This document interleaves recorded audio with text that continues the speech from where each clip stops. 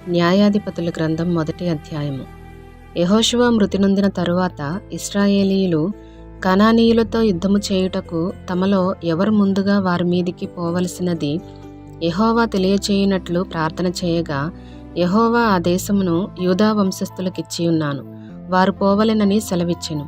అప్పుడు యూదా వంశస్థులు తమ సహోదరులైన షిమ్యోనీయులతో, మనము కనానీయులతో యుద్ధము చేయుటకు మా వంతులోనికి మాతో కూడా రండి, మేమును మీతో కూడా మీ వంతులోనికి వచ్చదమని చెప్పగా, షిమ్యోనీయులు వారితో కూడా పోయిరి. కనానీయుల మీదికి యూదా వంశస్థులు పోయినప్పుడు యెహోవా కనానీయులను పెరిజ్జీయులను వారికి అప్పగించెను. గనుక వారు బెజెకులో 10,000 మంది మనుషులను హతము చేసిరి. వారు బెజెకులో అదోనీసెదెకును చూచి వానితో యుద్ధము చేసి కనానీయులను పెరిజ్జీయులను హతము చేసిరి. అదోనీ బెజెకు పారిపోగా వారు అతని తరిమి పట్టుకొని అతని కాళ్ళు చేతుల బొటన వ్రేళ్లను కోసివేసిరి. అప్పుడు అదోనీ బెజెకు, తమ కాళ్ళు చేతుల బొటన వేళ్లు కోయబడిన 70 మంది రాజులు నా భోజనపు బల్ల క్రింద ముక్కలు ఏరుకొనుచుండిరి. నేను చేసినట్లే దేవుడు నాకు ప్రతిఫలమిచ్చెననెను. వారు యెరూషలేమునకు అతని తోడుకొని రాగా అతడు అక్కడ చనిపోయెను. యూదా వంశస్థులు యెరూషలేము మీదికి యుద్ధము చేసి దానిని పట్టుకొని కొల్లబెట్టి ఆ పట్టణమును కాల్చివేసిరి. తరువాత యూదా వంశస్థులు మన్యముల యందును దక్షిణ దేశమందును లోయ యందును నివసించిన కనానీయులతో యుద్ధము చేయుటకు పోయిరి. మరియు యూదా వంశస్థులు హెబ్రోనులో నివసించిన కనానీయుల మీదికి పోయి షేషయిని, అహీమానును, తల్మయిని హతము చేసిరి. ఆ హెబ్రోను పేరు కిర్యతర్బా. అక్కడ నుండి వారు దెబీరు నివాసుల మీదికి పోయిరి. పూర్వము దెబీరు పేరు కిర్యత్సేఫెరు. కాలేబు కిర్యత్సేఫెరును పట్టుకొని కొల్లబెట్టువానికి నా కుమార్తె అయిన అక్సాను ఇచ్చి పెండ్లి చేసేదనని చెప్పగా, కాలేబు తమ్ముడైన కనజు కుమారుడగు ఒత్నీయేలు దాని పట్టుకొనెను. గనుక కాలేబు తన కుమార్తె అయిన అక్సాను అతనికిచ్చి పెండ్లి చేసెను. ఆమె తన పెనిమిటి ఇంట ప్రవేశించినప్పుడు తన తండ్రిని ఒక పొలము అడుగుటకు అతనిని ప్రేరేపించెను. ఆమె గాడిదను దిగగా, కాలేబు నీకేమి కావాలనని అడిగెను. అందుకామె, దీవెన దయచేయుము, నాకు దక్షిణ భూమి ఇచ్చియున్నావు, నీటి మడుగులను కూడా నాకు దయచేయమనెను. అప్పుడు కాలేబు ఆమెకు మెరక మడుగులను పల్లపు మడుగులను ఇచ్చెను. మోషే మామయ్యైన కెయీను కుమారులు యూదా వంశస్థులతో కూడా ఖర్జూర చెట్ల పట్టణములో నుండి అరాదు దక్షిణ దిక్కుల్లోని యూదా అరణ్యమునకు వెళ్ళి అక్కడ చేరి ఆ జనముతో నివసించిరి. యూదా వంశస్థులు తమ సహోదరులైన షిమ్యోనీయులతో కూడా పోయి జెఫతులో నివసించిన కనానీయులను హతము చేసి పట్టణమును నిర్మూలము చేసి ఆ పట్టణమునకు హోర్మా అను పేరు పెట్టిరి. యూదా వంశస్థులు గాజాను దాని ప్రదేశమును, అష్కెలోనును దాని ప్రదేశమును, ఎక్రోనును దాని ప్రదేశమును పట్టుకొనిరి. యెహోవా యూదా వంశస్థులకు తోడై ఉన్నందున వారు మన్యదేశమును స్వాధీనపరచుకొనిరి. అయితే మైదానమందు నివసించు వారికి ఇనుపరథములున్నందున వారిని వెళ్ళగొట్టలేకపోయిరి. మోషే చెప్పినట్లు వారు కాలేబుకు హెబ్రోను నీయగా, అతడు 3 అనాకీయులను అక్కడ నుండి పారదోలి దానిని స్వాధీనపరచుకొనెను. యెరూషలేములో నివసించు యెబూసీయులను బెన్యామీనీయులు వెళ్ళగొట్టలేదు. యెబూసీయులు బెన్యామీనీయులతో కూడా నేటి వరకు యెరూషలేములో నివసించుచున్నారు. యోసేపు ఇంటివారు బేతేలుకు వెళ్ళినప్పుడు యెహోవా వారికి తోడై ఉండెను. పూర్వము లూజ్ అనబడిన బేతేలును వేగుచూచుటకు యోసేపు ఇంటివారు దూతలను పంపగా, ఆ వేగులవారు ఆ పట్టణము నుండి ఒకడు వచ్చుట చూచి, నీవు దయచేసి ఈ పట్టణములోనికి వెళ్ళు త్రోవను మాకు చూపిన ఎడల మేము మీకు ఉపకారము చేసేదమని చెప్పిరి. అతడు పట్టణంలోనికి పోవు త్రోవను వారికి చూపగా, వారు ఆ పట్టణమును కత్తివాత హతము చేసిరి గాని ఆ మనుష్యుని వాని కుటుంబీకులనందరినీ పోనిచ్చిరి. ఆ మనుష్యుడు హిత్తీయుల దేశమునకు వెళ్ళి ఒక పట్టణమును కట్టించి దానికి లూజు అని పేరు పెట్టెను. నేటి వరకు దానికి అదే పేరు. మనష్షీయులు బేత్షెయానును దాని పల్లెలను, తయినాకును దాని పల్లెలను, దోరు నివాసులను దోరు పల్లెలను, ఇబ్లెయామును దాని పల్లెలను, మెగిద్దో నివాసులను మెగిద్దో పల్లెలను స్వాధీనపరచుకొనలేదు. ఏలయనగా కనానీయులు ఆ దేశములో నివసింపవలెనని గట్టిపట్టు పట్టియుండిరి. ఇశ్రాయేలీయులు బలవంతులైన తరువాత వారు కనానీయుల చేత వెట్టి పనులు చేయించుకొనిరి, కానీ వారిని బొత్తిగా వెళ్ళగొట్టలేదు. ఎఫ్రాయిమీయులు గెజెరులో నివసించిన కనానీయులను వెళ్ళగొట్టలేదు. గెజెరులో కనానీయులు వారి మధ్యను నివసించిరి. జెబూలూనీయులు కిత్రోను నివాసులను, నహలోలు నివాసులను వెళ్ళగొట్టలేదు. కనానీయులు వారి మధ్య నివసించి వారికి వెట్టి పనులు చేయువారైరి. ఆషేరీయులు అక్కో నివాసులను, సీదోను నివాసులను, అహ్లాబు వారిని, అక్జీబు వారిని, హెల్బా వారిని, ఆఫెకు వారిని, రెహోబు వారిని, ఆషేరీయులు దేశ నివాసులైన కనానీయులను వెళ్ళగొట్టక వారి మధ్య నివసించిరి. నఫ్తాలీయులు బేత్షెమెషు వారిని, బేతనాతు వారిని వెళ్ళగొట్టలేదు గాని బేత్షెమెషు నివాసులను, బేతనాతు నివాసుల చేతను వెట్టి పనులు చేయించుకొనిరి. అమోరీయులు దానీయులను పల్లపు దేశమునకు దిగనీయక మన్యమునకు వారిని వెళ్ళగొట్టిరి. అమోరీయులు అయ్యాలోను నందలి హెరెసు కొండలోను, షయల్బీములోను నివసింపవలెనని గట్టిపట్టు పట్టియుండగా యోసేపు ఇంటివారు బలవంతులై వారి చేత వెట్టి పనులు చేయించుకొనిరి. అమోరీయుల సరిహద్దు అక్రబ్బీము మొదలుకొని హస్సెలా వరకు వ్యాపించెను. న్యాయాధిపతుల గ్రంథము 2వ అధ్యాయము. యెహోవా దూత గిల్గాలు నుండి బయలుదేరి బోకీమునకు వచ్చి ఇలాగు సెలవిచ్చెను. నేను మిమ్మును ఐగుప్తులో నుండి రప్పించి మీ పితరులకు ప్రమాణము చేసిన దేశమునకు మిమ్మును చేర్చి నీతో చేసిన నిబంధన నేనెన్నడూను మీరను. మీరు ఈ దేశ నివాసులతో నిబంధన చేసుకొనకూడదు. వారి బలిపీఠములను విరగొట్టవలెనని ఆజ్ఞ ఇచ్చితిని గాని మీరు నా మాటను వినలేదు. మీరు చేసిన పని ఎట్టిది? కావున నేను మీ ఎదుట నుండి ఈ దేశ నివాసులను వెళ్ళగొట్టను. వారు మీ ప్రక్కలకు సోలములుగా నుందురు. వారి దేవతలు మీకు ఉరిగా నుందురని చెప్పుచున్నాను. యెహోవా దూత ఇశ్రాయేలీయులందరితో ఈ మాటలు చెప్పగా జనులు ఎలుగెత్తి ఏడ్చిరి. కాగా ఆ చోటికి బోకీమను పేరు పెట్టబడెను. అక్కడ వారు యెహోవాకు బలి అర్పించిరి. యెహోషువ జనులను వెళ్ళనంపినప్పుడు ఇశ్రాయేలీయులు దేశమును స్వాధీనపరచుకొనుటకు తమ స్వాస్థ్యములకు పోయిరి. యెహోషువ దినములన్నిటను యెహోషువ తరువాత ఇంకా బ్రతికిన వారై యెహోవా ఇశ్రాయేలీయుల కొరకు చేసిన కార్యములన్నిటినీ చూచిన పెద్దల దినములన్నిటను ప్రజలు యెహోవాను సేవించుచూ వచ్చిరి. నూను కుమారుడును యెహోవాకు దాసుడునైన యెహోషువ 110 సంవత్సరముల వయసు గలవాడై మృతి నొందినప్పుడు అతని స్వాస్థ్యపు సరిహద్దులోనున్న తిమ్నత్ సెరహులో జనులతని పాతిపెట్టిరి. అది ఎఫ్రాయిమీల మన్యమందలి గాయషు కొండకు ఉత్తర దిక్కున నున్నది. ఆ తరము వారందరూ తమ పితరుల యొద్దకు చేర్చబడిరి. వారి తరువాత యెహోవానైనను ఆయన ఇశ్రాయేలీయుల కొరకు చేసిన కార్యములనైనను ఎరుగని తరమొకటి పుట్టగా ఇశ్రాయేలీయులు యెహోవా కన్నుల ఎదుట కీడు చేసి ఐగుప్తు దేశములో నుండి వారిని రప్పించిన తమ పితరుల దేవుడైన యెహోవాను విసర్జించి బయలుదేవతలను పూజించి తమ చుట్టూ నుండి జనుల దేవతలలో ఇతర దేవతలను అనుసరించి వాటికి నమస్కరించి యెహోవాకు కోపము పుట్టించిరి. వారు యెహోవాను విసర్జించి బయలును అష్తారోతును పూజించిరి. కాబట్టి యెహోవా కోపాగ్ని ఇశ్రాయేలీయుల మీద మండెను. ఆయన దోచుకొని వారి చేతికి వారిని అప్పగించెను. వారు ఇశ్రాయేలీయులను దోచుకొనిరి. ఆయన వారి చుట్టూనున్న వారి శత్రువుల చేతికి వారిని అప్పగించెను. గనుక వారు తమ శత్రువుల ఎదుట నిలవలేకపోయిరి. యెహోవా వారితో చెప్పినట్లు, యెహోవా వారితో ప్రమాణము చేసినట్లు వారు పోయిన ప్రతి స్థలమున వారికి బాధ కలుగు చేయుటకు యెహోవా వారికి శత్రువాయెను. గనుక వారికి మిక్కిలి ఇబ్బంది కలిగెను. ఆ కాలమున యెహోవా వారి కొరకు న్యాయాధిపతులను పుట్టించెను. వీరు దోచుకుని వారి చేతిలో నుండి ఇశ్రాయేలీయులను రక్షించిరి. అయితే వారు ఇంకా న్యాయాధిపతుల మాట వినక తమ పితరులు యెహోవా ఆజ్ఞలను అనుసరించి నడిచిన మార్గము నుండి త్వరగా తొలగిపోయి ఇతర దేవతలతో వ్యభిచరించి వాటికి నమస్కరించిరి. తమ పితరులు ఆ ఆజ్ఞలను అనుసరించినట్లు వారు నడవకపోయిరి. తమ శత్రువులు తమను బాధింపగా వారు విడిచిన నిట్టూర్పులు యెహోవా విని సంతాపించి వారి కొరకు న్యాయాధిపతులను పుట్టించి ఆయా న్యాయాధిపతులకు తోడై ఉండి వారి దినములన్నిటను వారి శత్రువుల చేతులలో నుండి ఇశ్రాయేలీయులను రక్షించెను.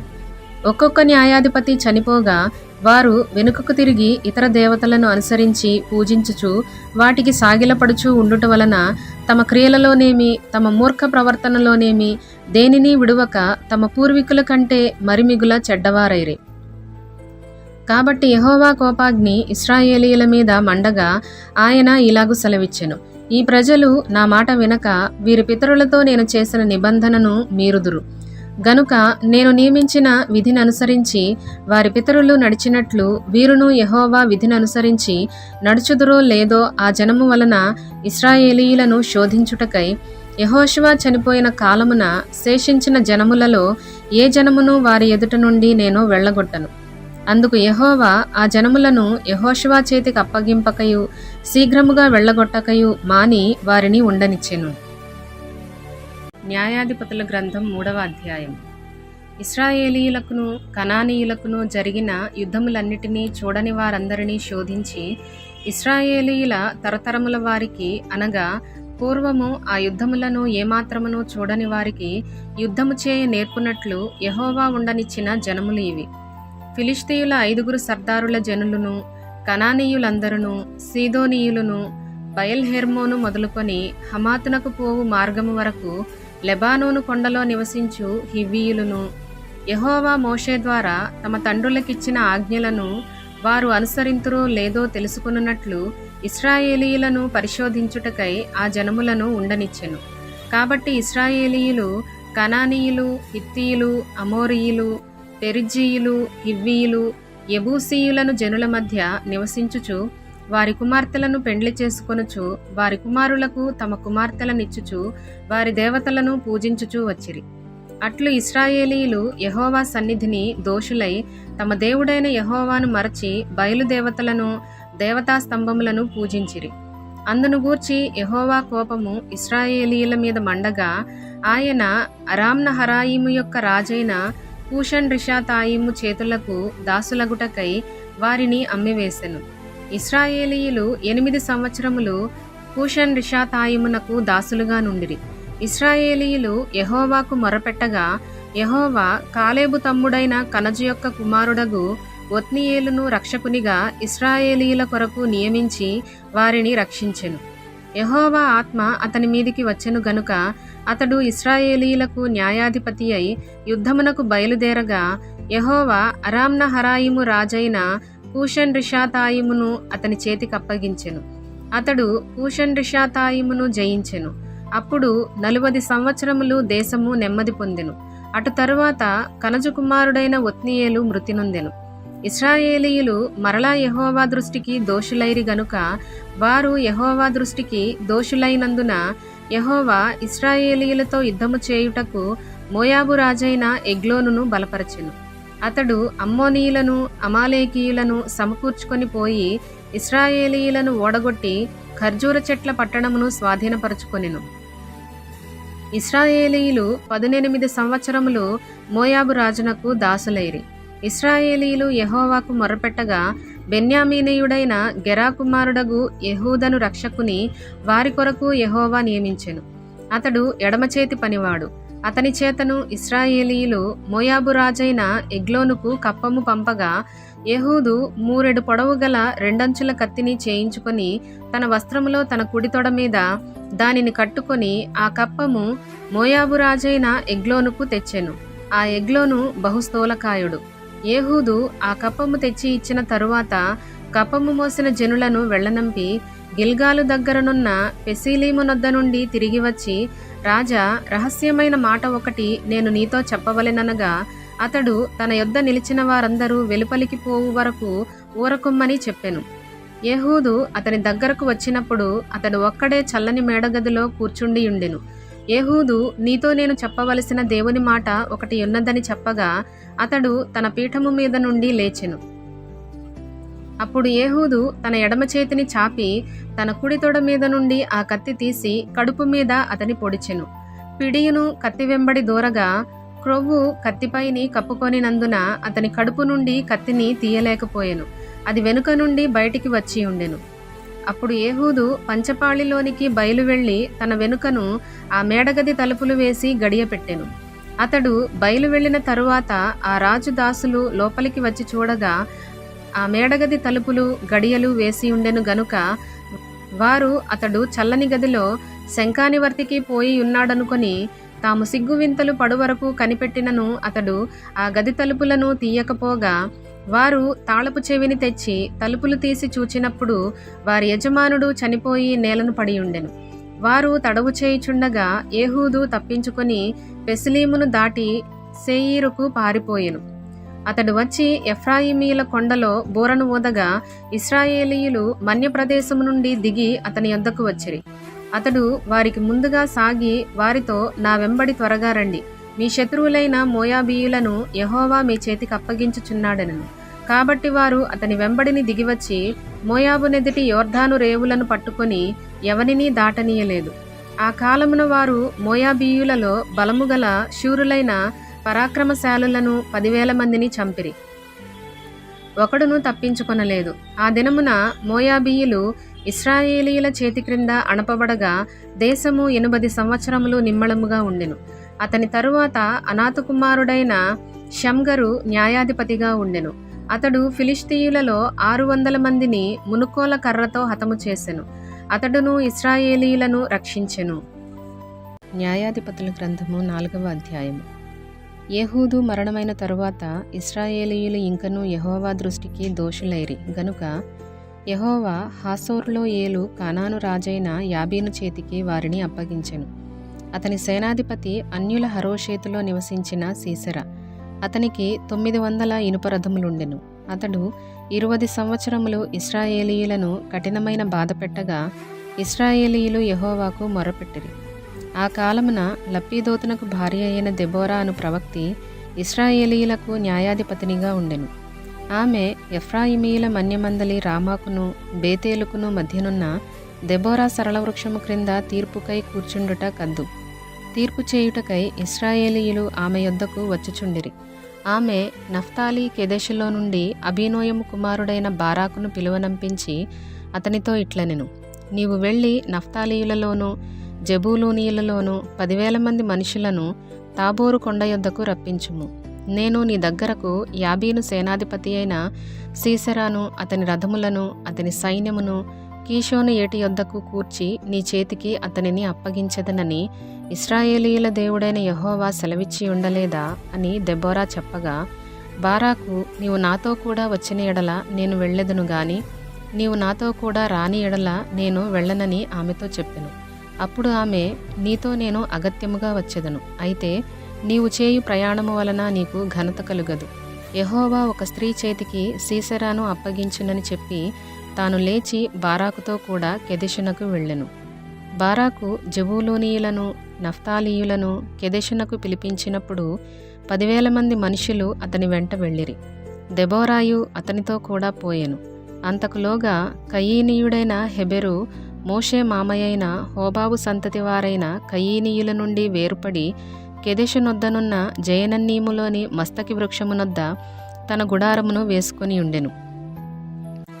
అబీనోయము కుమారుడైన బారాకు తాబోరు కొండ మీదికి పోయేనని సీసెరాకు తెలుపబడినప్పుడు సీసెరా తన రథములన్నిటినీ తన 900 ఇనుప రథములను అన్యుల హరోషేతు నుండి కీషోను వాగు వరకు తన పక్షముగానున్న సమస్త జనమును పిలిపింపగా, దెబోరా, లెమ్ము, యెహోవా సీసెరాను నీ చేతికి అప్పగించిన దినము ఇదే. యెహోవా నీకు ముందుగా బయలుదేరును గదా అని బారాకుతో చెప్పినప్పుడు బారాకు ఆ 10,000 మంది మనుషులను వెంటబెట్టుకుని తాబోరు కొండ మీద నుండి దిగివచ్చెను. బారాకు వారిని హతము చేయునట్లు యెహోవా సీసెరాను అతని రథములన్నిటినీ అతని సర్వసేనను కలవరపరచగా సీసెరా తన రథము దిగి కాలినడకను పారిపోయెను. బారాకు ఆ రథములను సేనను అన్యుల హరోషేతు వరకు తరుమగా సీసెరా యొక్క సర్వసేనయు కత్తివాత కూలెను, ఒక్కడైనను మిగిలియుండలేదు. హాసోరు రాజైన యాబీనుకును కయీనీయుడైన హెబెరు వంశస్థులకును సమాధానము కలిగియుండెను గనుక సీసెరా కాలినడకను కయీనీయుడగు హెబెరు భార్య అయిన యాయేలు గుడారమునకు పారిపోయెను. అప్పుడు యాయేలు సీసెరాను ఎదుర్కొనబోయి అతనిని చూచి, నా ఏలినవాడ, నా తట్టు తిరుగుము తిరుగుము, భయపడకుమని చెప్పినందున అతడు ఆమె గుడారమున జొచ్చెను. ఆమె గొంగళితో అతని కప్పగా అతడు దప్పికొనియున్నాను, దయచేసి దాహమునకు కొంచెము నీళ్ళిమ్మని ఆమెనడిగెను. ఆమె ఒక పాలబుడ్డి విప్పి అతనికి దాహమిచ్చి అతని కప్పుచుండగా అతడు గుడారపు ద్వారమున నిలిచియుండుము, ఎవడే కాని లోపలికి వచ్చి ఇక్కడ నెవడైనా నున్నాడా అని నిన్నడిగిన ఎడల నీవు ఎవడునూ లేడని చెప్పవలెననెను. పిమ్మట హెబెరు భార్య అయిన యాయేలు గుడారపు మేకు తీసుకొని సుత్తి చేత పట్టుకొని అతని యొద్దకు మెల్లగా వచ్చి అతనికి అలసట చేత గాఢ నిద్ర కలిగి ఉండగా నేలకు దిగునట్లు ఆ మేకును అతని కడతలలో దిగగొట్టగా అతడు చచ్చెను. బారాకు సీసెరాను తరుముచుండగా యాయేలు అతనిని ఎదుర్కొనవచ్చి, రమ్ము, నీవు వెదకుచున్న మనుష్యుని నీకు చూపించదనగా అతడు వచ్చినప్పుడు సీసెరా చచ్చిపడి ఉండెను. ఆ మేకు అతని కణతలలో నుండెను. ఆ దినమున దేవుడు ఇశ్రాయేలీయుల ఎదుట కనాను రాజైన యాబీనును అణచెను. తరువాత వారు కనాను రాజైన యాబీనును సంహరించు వరకు ఇశ్రాయేలీయుల చెయ్యి కనాను రాజైన యాబీనుకు విరోధముగా అంతకంతకు హెచ్చుచూ వచ్చెను. న్యాయాధిపతుల గ్రంథము 5వ అధ్యాయము. ఆ దినమున దెబోరాయు అబీనోయము కుమారుడైన బారాకును ఈ కీర్తన పాడిరి. ఇశ్రాయేలీయులలో యుద్ధశాలులు ధైర్యము కనుపరిచిరి. ప్రజలు సంతోషముగా సిద్ధపడిరి. యెహోవాను స్తుతించుడి. రాజులారా వినుడి, అధిపతులారా ఆలకించుడి. యెహోవాకు గానము చేసెదను. ఇశ్రాయేలు దేవుడైన యెహోవాను కీర్తించెదను. యెహోవా, నీవు సేయీరు నుండి బయలుదేరినప్పుడు, ఎదోము పొలము నుండి బయలుదేరినప్పుడు భూమి వణకెను, ఆకాశము నీళ్లను కురిపించెను, మేఘములను వర్షించెను. యెహోవా సన్నిధిని కొండలలో నుండి ప్రవాహములు వచ్చెను. ఇశ్రాయేలు దేవుడైన యెహోవా సన్నిధిని సీనాయిలో నుండి ప్రవాహములు వచ్చెను. అనాతు కుమారుడైన షమ్గరు దినములలో, యాయేరు దినములలో రాజమార్గములు ఎడారులాయెను. ప్రయాణస్తులు చుట్టూ త్రోవలలోనే నడిచిరి. ఇశ్రాయేలీయుల అధిపతులు లేకపోయిరి. దెబోరా అను నేను రాకమునుపు, ఇశ్రాయేలులో నేను తల్లిగా నుండకమునుపు వారు లేకపోయిరి. ఇశ్రాయేలీయులు క్రొత్త దేవతలను కోరుకొనగా యుద్ధము ద్వారముల యొద్దకు వచ్చెను. ఇశ్రాయేలీయులలో 40,000 మందికి ఒక కేడమే గాని ఈటయే గాని కనబడలేదు. జనులలో ఇశ్రాయేలీయుల అధిపతులు సంతోషముగా సిద్ధపడిరి. వారి యందు నాకు ప్రేమ కలదు. యెహోవాను స్తుతించుడి. తెల్లగాడిదలు నెక్కువారులారా, తివాసుల మీద కూర్చుండువారులారా, త్రోవలో నడుచువారులారా, ఈ సంగతి ప్రకటించుడి. విలుకాండ్ర ధ్వనికి దూరముగా నుండువారు, నీళ్లు చేదుకొను స్థలములలో నుండువారు యెహోవా నీతిక్రియలను ప్రకటించెదరు. ఇశ్రాయేలీయుల గ్రామములో ఆయన జరిగించు నీతిక్రియలను వారు ప్రకటించెదరు. వినుటకై యెహోవా జనులు ద్వారములలో కూడుదురు. దెబోరా మేలుకొనుము, మేలుకొనుము దెబోరా, మేలుకొనుము, మేలుకొనుము. బారాకు కీర్తన పాడుము. అబీనోయము కుమారుడా లెమ్ము, చెరపట్టిన వారిని చెరపట్టుము. ప్రజల వీరులలో శేషించిన వారును కూడి వచ్చిరి. శూరులలో యెహోవా నాకు సహాయము చేయవచ్చెను. అమాలేకీయులలో కాపురమున్న ఎఫ్రాయిమీయులను, నీ తరువాత నీ జనులలో బెన్యామీనీయులను, మాకీరు నుండి న్యాయాధిపతులను, జబూలూనీయుల నుండి నాయకదండము వహించువారును వచ్చిరి. ఇస్సాకారీయులైన అధిపతులు దెబోరాతో కలిసి వచ్చిరి. ఇస్సాకారీయులను బారాకును అతివేగమున లోయలోనికి చొరబడిరి. రూబేనీయుల కాలువల యొద్ద జనులకు గొప్ప హృదయాలోచనలు కలిగెను. మందల ఈలలను వినుటకు నీ దొడ్ల మధ్యను నీవేళ నివసించితివి. రూబేనీయుల కాలువల యొద్ద జనులకు గొప్ప యోచనలు కలిగెను. గిలాదు యొర్దాను అద్దరిని నిలిచెను. దానీయుల ఓడల దగ్గర ఏల నిలిచిరి. ఆషేరీయులు సముద్ర తీరమున తమ అఖాతముల యొద్ద ఏల నిలిచిరి. జబూలూనీయులు మరణభయము లేక ప్రాణము తృణీకరించుకొనిన జనము, నఫ్తాలీయులు భూమి మెట్టల మీద ప్రాణము తృణీకరించిరి. రాజులు వచ్చి యుద్ధము చేసిరి. మెగిద్దో కాలువల యొద్దనున్న తానాకులో కనాను రాజులు యుద్ధము చేసిరి. వెండి లాభము వారు తీసుకొనలేదు. నక్షత్రములు ఆకాశము నుండి యుద్ధము చేసెను. నక్షత్రములు తమ మార్గములలో నుండి సీసెరాతో యుద్ధము చేసెను. కీషోను వాగు వెంబడి, పురాతనపు వాగైన కీషోను వెంబడి వారు కొట్టుకొని పోయిరి. నా ప్రాణమా, నీవు బలము పూని సాగుము. గుర్రముల డెక్కలు శూరులను తొక్కెను. గుర్రములు ఎగసి ఎగసి శూరులను త్రొక్కెను. యెహోవా దూత ఇట్లనెను, మేరోజును శపించుడి, దాని నివాసుల మీద మహాశాపము నిలుపుడి. యెహోవా సహాయమునకు వారు రాలేదు. బలిష్ఠులతో కూడి యెహోవా సహాయమునకు వారు రాలేదు. కయీనీయుడైన హెబెరు భార్య యాయేలు స్త్రీలలో దీవెన నొందును. గుడారములలో నుండు స్త్రీలలో ఆమె దీవెన నొందును. అతడు దాహమడిగెను. ఆమె పాలు తెచ్చి ఇచ్చెను. సర్దారులకు తగిన పాత్రతో మీగడ తెచ్చి ఇచ్చెను. ఆమె మేకును చేత పట్టుకొనెను. పనివాని సుత్తెను కుడిచేత పట్టుకొని సీసెరాను కొట్టెను. వాని తలను ఆమె పగులకొట్టెను.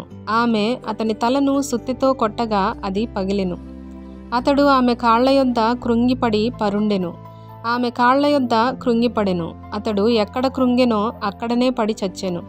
సీసెరా తల్లి కిటికీలో నుండి చూచెను. అల్లిక కిటికీలో నుండి చూచి కేకలు వేసెను. రాక అతని రథము తడవు చేయనేలా, అతని రథముల చక్రములు ఆలస్యము చేయనేలా.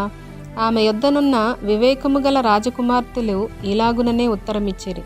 ఆమె తనకు తాను మరలా ఇట్లనుకొనుచుండెను, వారికి దొరికెను గదా, దోపుడు సొమ్ము పంచుకొనుచున్నారు గదా, యోధులందరూ తలా యొక్క స్త్రీని తీసుకొందురు, ఇద్దరేసి స్త్రీలు వారికి దొరుకుదురు. సీసెరాకు రంగు వేయబడిన వస్త్రమొకటి దోపుడు సొమ్ముగా దొరుకును, రంగు వేయబడిన విచిత్ర వస్త్రమొకటి దోపుడుగా దొరుకును. రెండు వైపులా రంగు వేయబడిన విచిత్రమైన వస్త్రము దోచుకొనిన వారి మెడలకు తగిన వస్త్రమొకటి దొరుకును. యెహోవా నీ శత్రువులందరూ అలాగుననే నశించెదరు.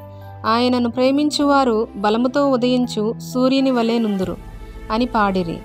తరువాత దేశము 40 సంవత్సరములు నిమ్మళముగా నుండెను.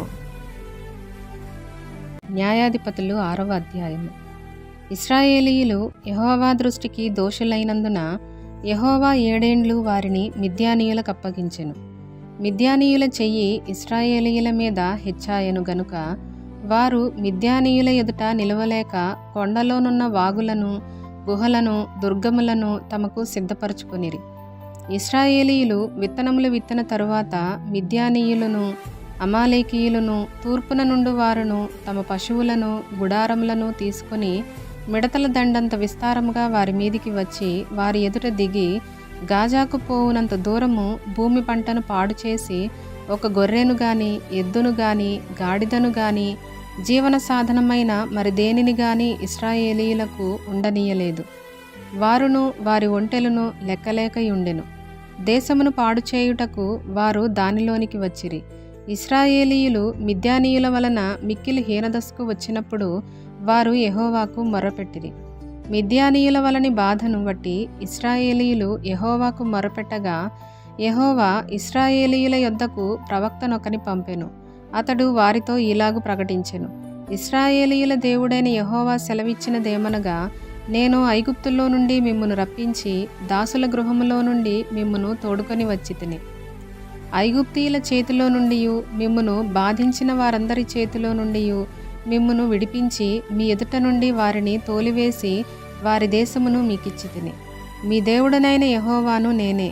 మీరు అమోరీయుల దేశమున నివసించుచున్నారు, వారి దేవతలకు భయపడకుడి అని మీతో చెప్పితిని గాని మీరు నా మాట వినకపోతిరి. యెహోవా దూత వచ్చి అబీయజ్రీయుడైన యోవాషునకు కలిగిన ఒఫ్రాలోని మస్తకి వృక్షము క్రింద కూర్చుండెను. యోవాషు కుమారుడైన గిద్యోను మిద్యానీయులకు మరుగయ్యుండునట్లు గానుగ చాటున గోధుమలను దొళ్లగొట్టుచుండగా యెహోవా దూత అతనికి కనబడి, పరాక్రమము గల బలాఢ్యుడా, యెహోవా నీకు తోడయ్యున్నాడని అతనితో అనగా, గిద్యోను చిత్తము నా ఏలినవాడా, యెహోవా మాకు తోడయ్యుండిన ఎడల ఇదంతయు మాకేల సంభవించెను?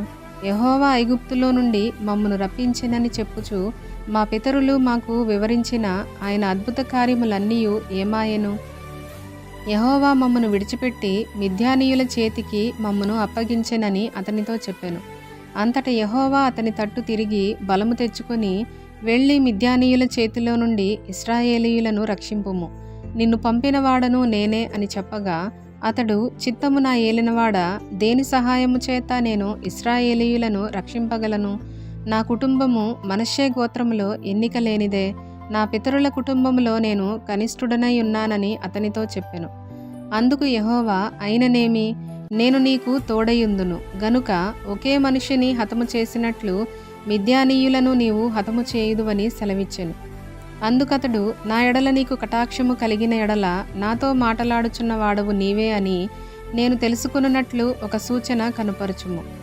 నేను నీ యొద్దకు వచ్చి నా అర్పణమును బయటికి తెచ్చి నీ సన్నిధిని దానిని పెట్టు వరకు ఇక్కడ నుండి వెళ్ళకుమి అని వేడుకొనగా, ఆయన నీవు తిరిగి వచ్చే వరకు నేను ఉండెదనెను.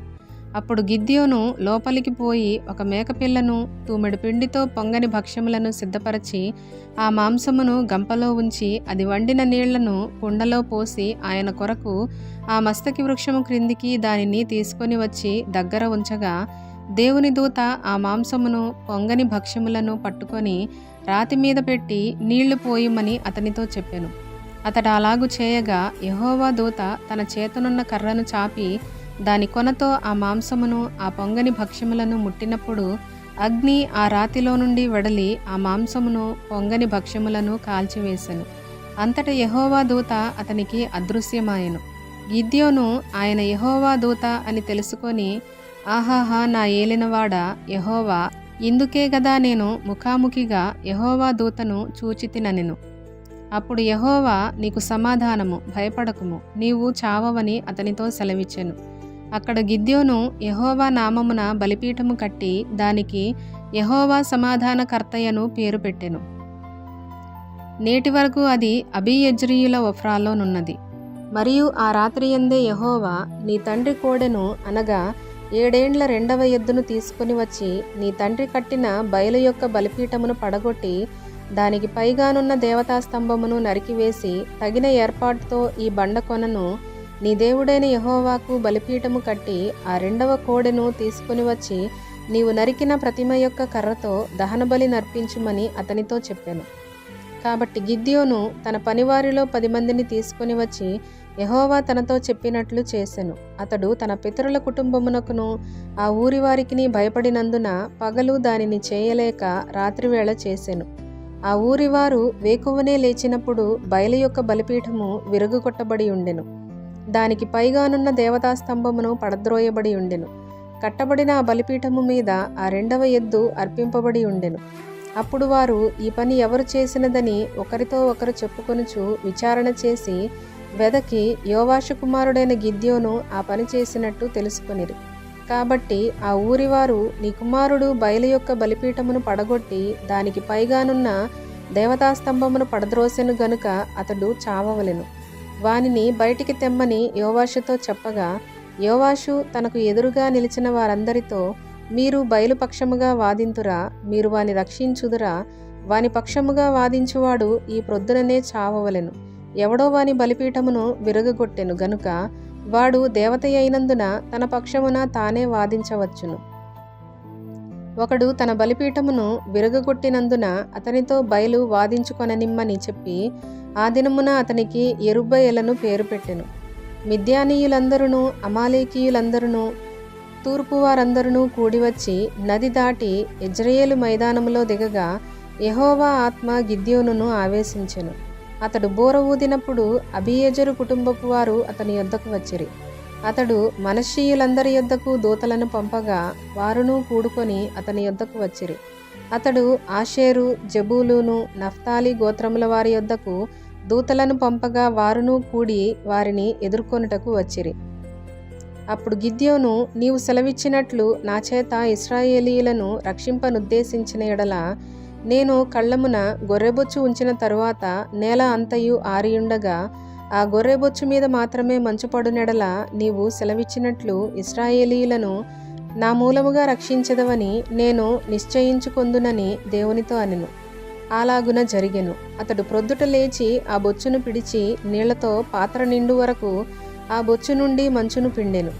అప్పుడు గిద్యోను, నీ కోపము నా మీద మండనీయకము, ఇంకొక మారే ఆ బొచ్చు చేత శోధింప సెలవిమ్ము. నేల అంతటి మీద మంచు పడియుండగా ఆ బొచ్చు మాత్రమే పొడిగా ఉండనిమ్మని దేవునితో అనగా ఆ రాత్రి దేవుడు అలాగున చేసెను. నేల అంతటి మీద మంచు పడినను ఆ బొచ్చు మాత్రమే పొడిగా నుండెను. న్యాయాధిపతుల గ్రంథము 7వ అధ్యాయము. అప్పుడు యెరుబ్బయలు అనగా గిద్యోనును అతనితోనున్న జనులందరూ వేకువను లేచి హరోదు బావి యొద్ద దిగగా లోయలోని మోరే కొండకు ఉత్తరముగా మిద్యానీయుల దండుపాళెము వారికి కనబడెను. యెహోవా, నీతోనున్న జనులు ఎక్కువ మంది, నేను వారి చేతికి మిద్యానీయులను అప్పగింపతగదు. ఇశ్రాయేలీయులు నా బాహుబలము నాకు రక్షణ కలుగజేసననుకొని నా మీద అతిశయించుదురేమో. కాబట్టి నీవు ఎవడు భయపడి వణుకుచున్నాడో వాడు త్వరపడి గిలాదు కొండ విడిచి తిరిగి వెళ్ళవలెనని జనులు వినునట్లుగా ప్రకటించుమని గిద్యోనుతో సెలవిచ్చెను. అప్పుడు జనులలో నుండి 22,000 మంది తిరిగి వెళ్ళిపోయిరి. 10,000 మంది నిలిచియుండగా, యెహోవా, ఈ జనులు ఇంకా ఎక్కువ మంది, నీళ్ల యొద్దకు వారిని దిగజేయుము, అక్కడ నీ కొరకు వారిని శోధించెదను. ఇతడు నీతో కూడా పోవలెనని నేను ఎవని గూర్చి చెప్పుదునో వాడు నీతో పోవలెను. ఇతడు నీతో పోకూడదని ఎవని గూర్చి నీతో చెప్పుదునో వాడు పోకూడదని గిద్యోనుతో సెలవిచ్చెను. అతడు నీళ్ల యొద్దకు ఆ జనమును దిగజేసినప్పుడు యెహోవా కుక్క గతుకున్నట్లు తన నాలుకతో నీళ్లను గతికిన ప్రతివానిని, త్రాగుటకు మోకాళ్ళూని కృంగిన ప్రతివానిని వేరువేరుగా ఉంచుమని గిద్యోనుతో సెలవిచ్చెను. చేతితో నోటికందించుకొని గతికిన వారి లెక్క 300 మంది. మిగిలిన జనులందరూ నీళ్లు త్రాగుటకు మోకాళ్ళూని కృంగిరి. అప్పుడు యెహోవా, గతికిన 300 మనుష్యుల ద్వారా మిమ్మును రక్షించెదను, మిద్యానీయులను నీ చేతికి అప్పగించెదను. జనులందరూ తమ చోట్లకు వెళ్ళవచ్చునని గిద్యోనుతో సెలవిచ్చెను.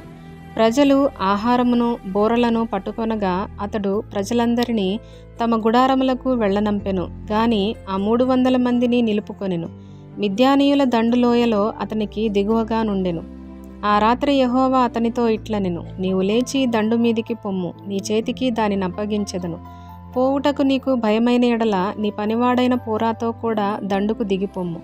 వారు చెప్పుకొనుచున్న దానిని వినిన తరువాత నీవు ఆ దండులోనికి దిగిపోవుటకు నీ చేతులు బలపరచబడునని చెప్పగా, అతడును అతని పనివాడైన పూరాయును ఆ దండులోనున్న సన్నద్ధుల యొద్దకు పోయిరి. మిద్యానీయులను అమాలేకీయులను తూర్పువారును లెక్కకు మిడతల వలె ఆ మైదానములో పరుండియుండిరి. వారి ఒంటెలు సముద్ర తీరమందున్న ఇసుక రేణువుల వలె లెక్కలేనివై ఉండెను. గిద్యోను వచ్చినప్పుడు మిద్యానీయులను అమాలేకీయులను తూర్పువారును లెక్కకు మిడతల వలె ఆ మైదానములో పరుండియుండిరి. వారి ఒంటెలు సముద్ర తీరమందున్న ఇసుక రేణువుల వలె లెక్కలేనివై ఉండెను. గిద్యోను వచ్చినప్పుడు ఒకడు తాను కనిన కలను తన చెలికానికి వివరించుచుండెను. ఎట్లనగా, నేనొక కలగంటిని. అదేమనగా, యవల రొట్టె ఒకటి మిద్యానీయుల దండులోనికి దొర్లి ఒక గుడారమునకు వచ్చి దాని పడగొట్టి తలక్రిందు చేసినప్పుడు ఆ గుడారము పడిపోయేనని చెప్పెను. అందుకు వాని చెలికాడు, అది ఇశ్రాయేలీయుడైన యోవాషు కుమారుడగు గిద్యోను ఖడ్గమే గాని మరేమీ కాదు. దేవుడు మిద్యానీయులను ఈ దండంతను అతని చేతికి అప్పగింపబోచున్నాడని ఉత్తరమిచ్చెను. గిద్యోను ఆ కల వివరమును దాని తాత్పర్యమును వినినప్పుడు అతడు యెహోవాకు నమస్కారము చేసి, ఇశ్రాయేలీయుల దండులోనికి తిరిగి వెళ్ళి లెండి, యెహోవా మిద్యానీయుల దండును మీ చేతికి అప్పగించుచున్నాడని చెప్పి ఆ 300 మందిని 3 గుంపులుగా చేసి బోరను వట్టి కుండను ఆ కుండలలో దివిటీలను ప్రతివాని చేతికిచ్చి వారితో ఇట్లనెను, నన్ను చూచి నేను చేయునట్లు చేయుడి. ఇదిగో, నేను వారి దండు కొట్ట కొనకు పోవుచున్నాను. నేను చేయునట్లు మీరు చేయవలెను. నేనును నాతోనున్న వారందరూ బోరలను ఊదినప్పుడు మీరును దండుపాలెమంతటి చుట్టూ బోరలను ఊదుచు యెహోవాకును గిద్యోనుకును విజయము అని కేకలు వేయవలెనని చెప్పెను. అట్లు నడిజాము మొదలుకొని కావలివారు ఉంచబడగానే గిద్యోనును అతనితోనున్న 100 మందియు దండుపాళెము కొట్టకొనకు పోయి బోరలను ఊది తమ చేతులలోనున్న కుండలను పగులగొట్టిరి. అట్లు ఆ 3 గుంపుల వారు బోరలను ఊదుచు ఆ కుండలను పగులగొట్టి ఎడమ చేతులలో దివిటీలను కుడి చేతులలో ఊదుటకు బోరలను పట్టుకొని యెహోవా ఖడ్గము గిద్యోను ఖడ్గము అని కేకలు వేసిరి. వారిలో ప్రతివాడును తన చోటున దండు చుట్టూ నిలిచియుండగా ఆ దండు వారందరూ పరుగెత్తుచు కేకలు వేయుచు పారిపోయిరి. ఆ 300 మంది బోరలను ఊదినప్పుడు యెహోవా దండంతటిలోనూ ప్రతివాని ఖడ్గమును వాని పొరుగువాని మీదికి త్రిప్పెను. దండు సెరేరాతు వైపుననున్న బేత్చిత్తా వరకు, తబ్బాతు నొద్దనున్న ఆబేల్మహోలా తీరము వరకు పారిపోగా, నఫ్తాలి గోత్రములో నుండి ఆషేరు గోత్రములో నుండి మనష్షే గోత్రమంతటిలో నుండి పిలిపింపబడిన ఇశ్రాయేలీయులు కూడుకొని మిద్యానీయులను తరిమిరి.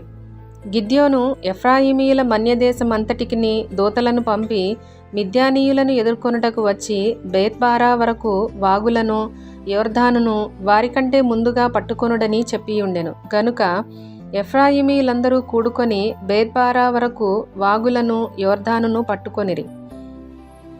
మరియు వారు మిద్యాను అధిపతులైన ఓరేబు జయేబు అని 2 పట్టుకొని ఓరేబు బండ మీద ఓరేబును చంపిరి. జయేబు ద్రాక్షల తొట్టి యొద్ద జయేబును చంపిరి. మిద్యానీయులను తరుముకొని పోయిరి. ఓరేబు జయేబుల తలలను యొర్దాను అవతలికి గిద్యోను నొద్దకు తెచ్చిరి. న్యాయాధిపతుల గ్రంథము 8వ అధ్యాయం. అప్పుడు ఎఫ్రాయిమీయులు గిద్యోనుతో, నీవు మా ఎడల చూపిన మర్యాద ఎట్టిది? మిద్యానీయులతో యుద్ధము చేయుటకు నీవు పోయినప్పుడు మమ్ము నేల పిలువలేదని చెప్పి అతనితో కఠినముగా కలహించిరి. అందుకతడు, మీరు చేసినదెక్కడా, నేను చేసినదెక్కడా? అబీయెజరు ద్రాక్ష పండ్ల కోత కంటే ఎఫ్రాయిమీయుల పరిగె మంచిది కాదా? దేవుడు మిద్యానీయుల అధిపతులైన ఓరేబును జయేబును మీ చేతికి అప్పగించెను. మీరు చేసినట్లు నేను చేయగలనా అనెను. అతడు ఆ మాట అన్నప్పుడు అతని మీద వారి కోపము తగ్గెను. గిద్యోనును అతనితోనున్న 300 మందియును అలసటగా నున్నప్పుడు శత్రువులను తరుముచు యొర్దాను నొద్దకు వచ్చి దాటిరి. గిద్యోనును అతనితోనున్న 300 మందియును అలసటగా నున్నను శత్రువులను తరుముచు యొర్దాను నొద్దకు వచ్చి దాటిరి. అతడు, నా వెంటనున్న జనులు అలసియున్నారు, ఆహారమునకు రొట్టెలు వారికి దయచేయుడి. మేము మిద్యాను రాజులైన జబహును సల్మున్నాను తరుముచున్నామని సుక్కోతు వారితో చెప్పగా, సుక్కోతు అధిపతులు జబహు సల్మున్నా అను వారి చేతులు ఇప్పుడు మీ చేతికి చిక్కినవి గనుకన మేము నీ సేనకు ఆహారము ఇయ్యవలెనని అడిగిరి. అందుకు గిద్యోను, ఈ హేతువు చేతను జబహును సల్మున్నాను యెహోవా నా చేతికి అప్పగించిన తరువాత నూర్చు కొయ్యలతోనూ కంపలతోనూ మీ దేహములను నూర్చివేయుదునని చెప్పెను.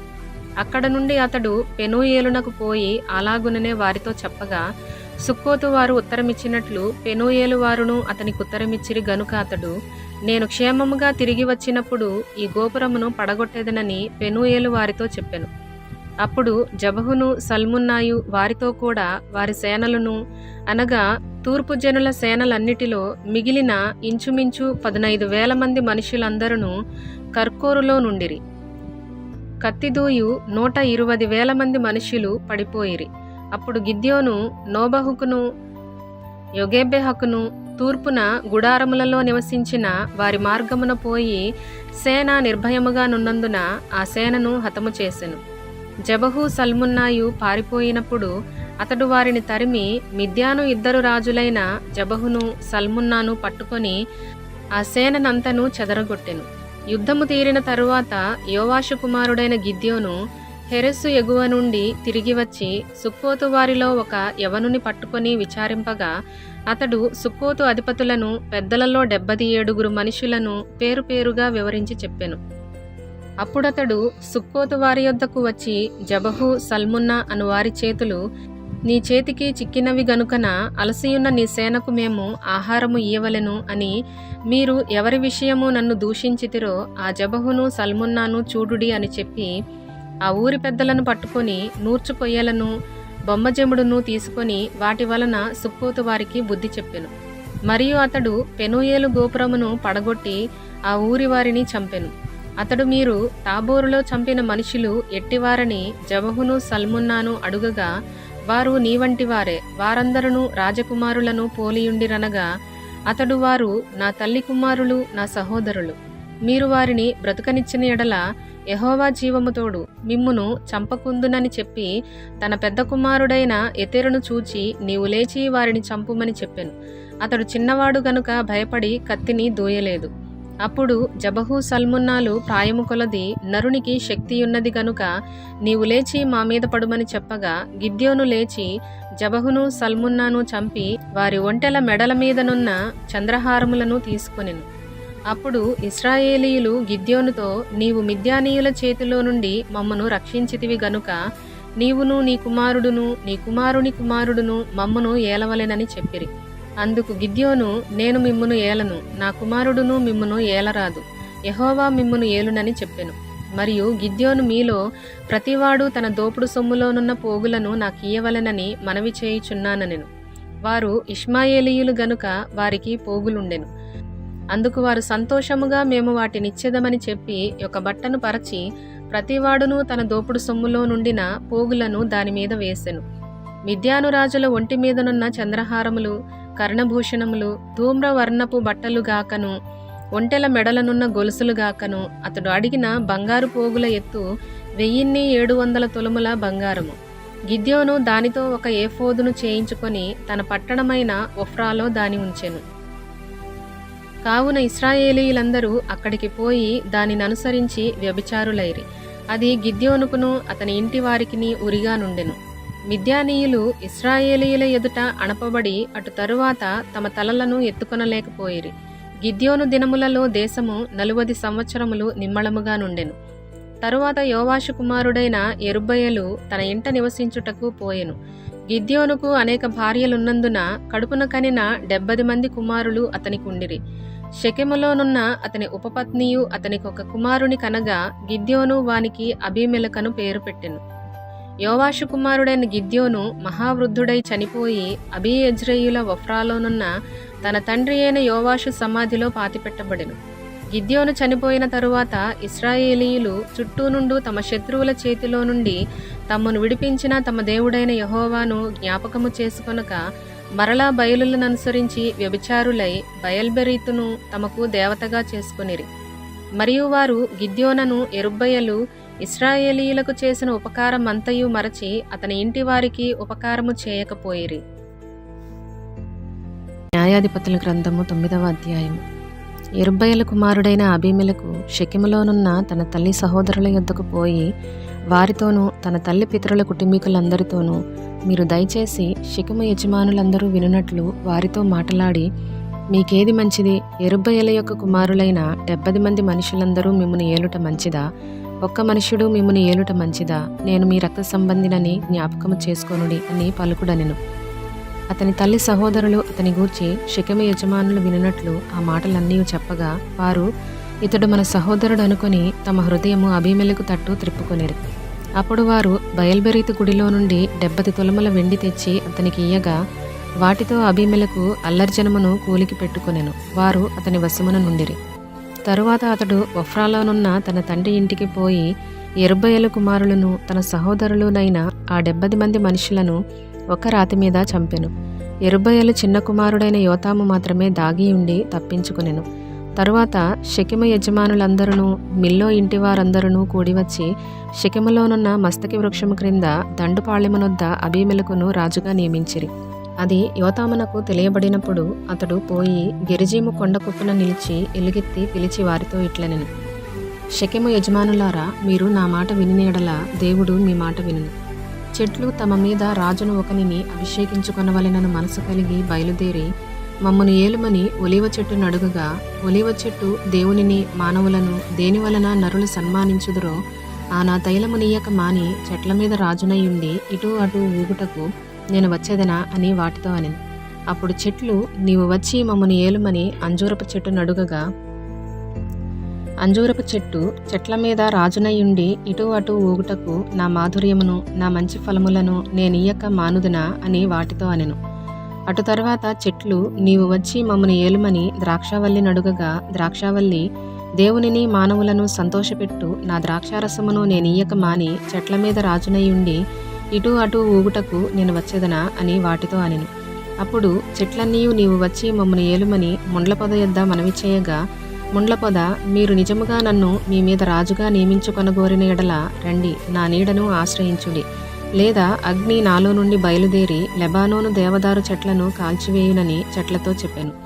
నా తండ్రి మీ నిమిత్తము తన ప్రాణమును నిర్లక్ష్యపెట్టి యుద్ధము చేసి మిద్యానీయుల చేతిలో నుండి మిమ్మును విడిపించెను. అయితే మీరు నా తండ్రి కుటుంబము మీదికి లేచి ఒక రాతి మీద అతని కుమారులైన 70 మంది మనుషులను చంపి అతని పనికెత్తె కుమారుడైన అబీమెలెకు మీ సహోదరుడైనందున షెకెము వారి మీద అతనిని రాజుగా నియమించి ఉన్నారు.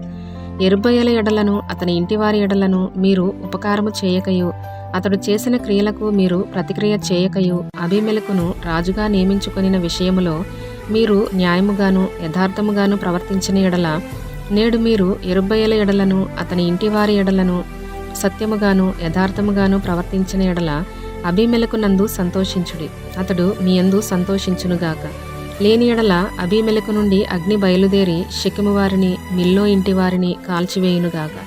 షెకెము వారిలో నుండి మిల్లో ఇంటి వారిలో నుండి అగ్ని బయలుదేరి అబీమెలెకును దహించునుగాక అని చెప్పి తన సహోదరుడైన అబీమెలెకునకు భయపడి యోతాము పారిపోయి బెయేరునకు వెళ్ళి అక్కడ నివసించెను. అబీమెలెకు 3 సంవత్సరములు ఇశ్రాయేలీయుల మీద ఏలికయ్యి ఉండెను.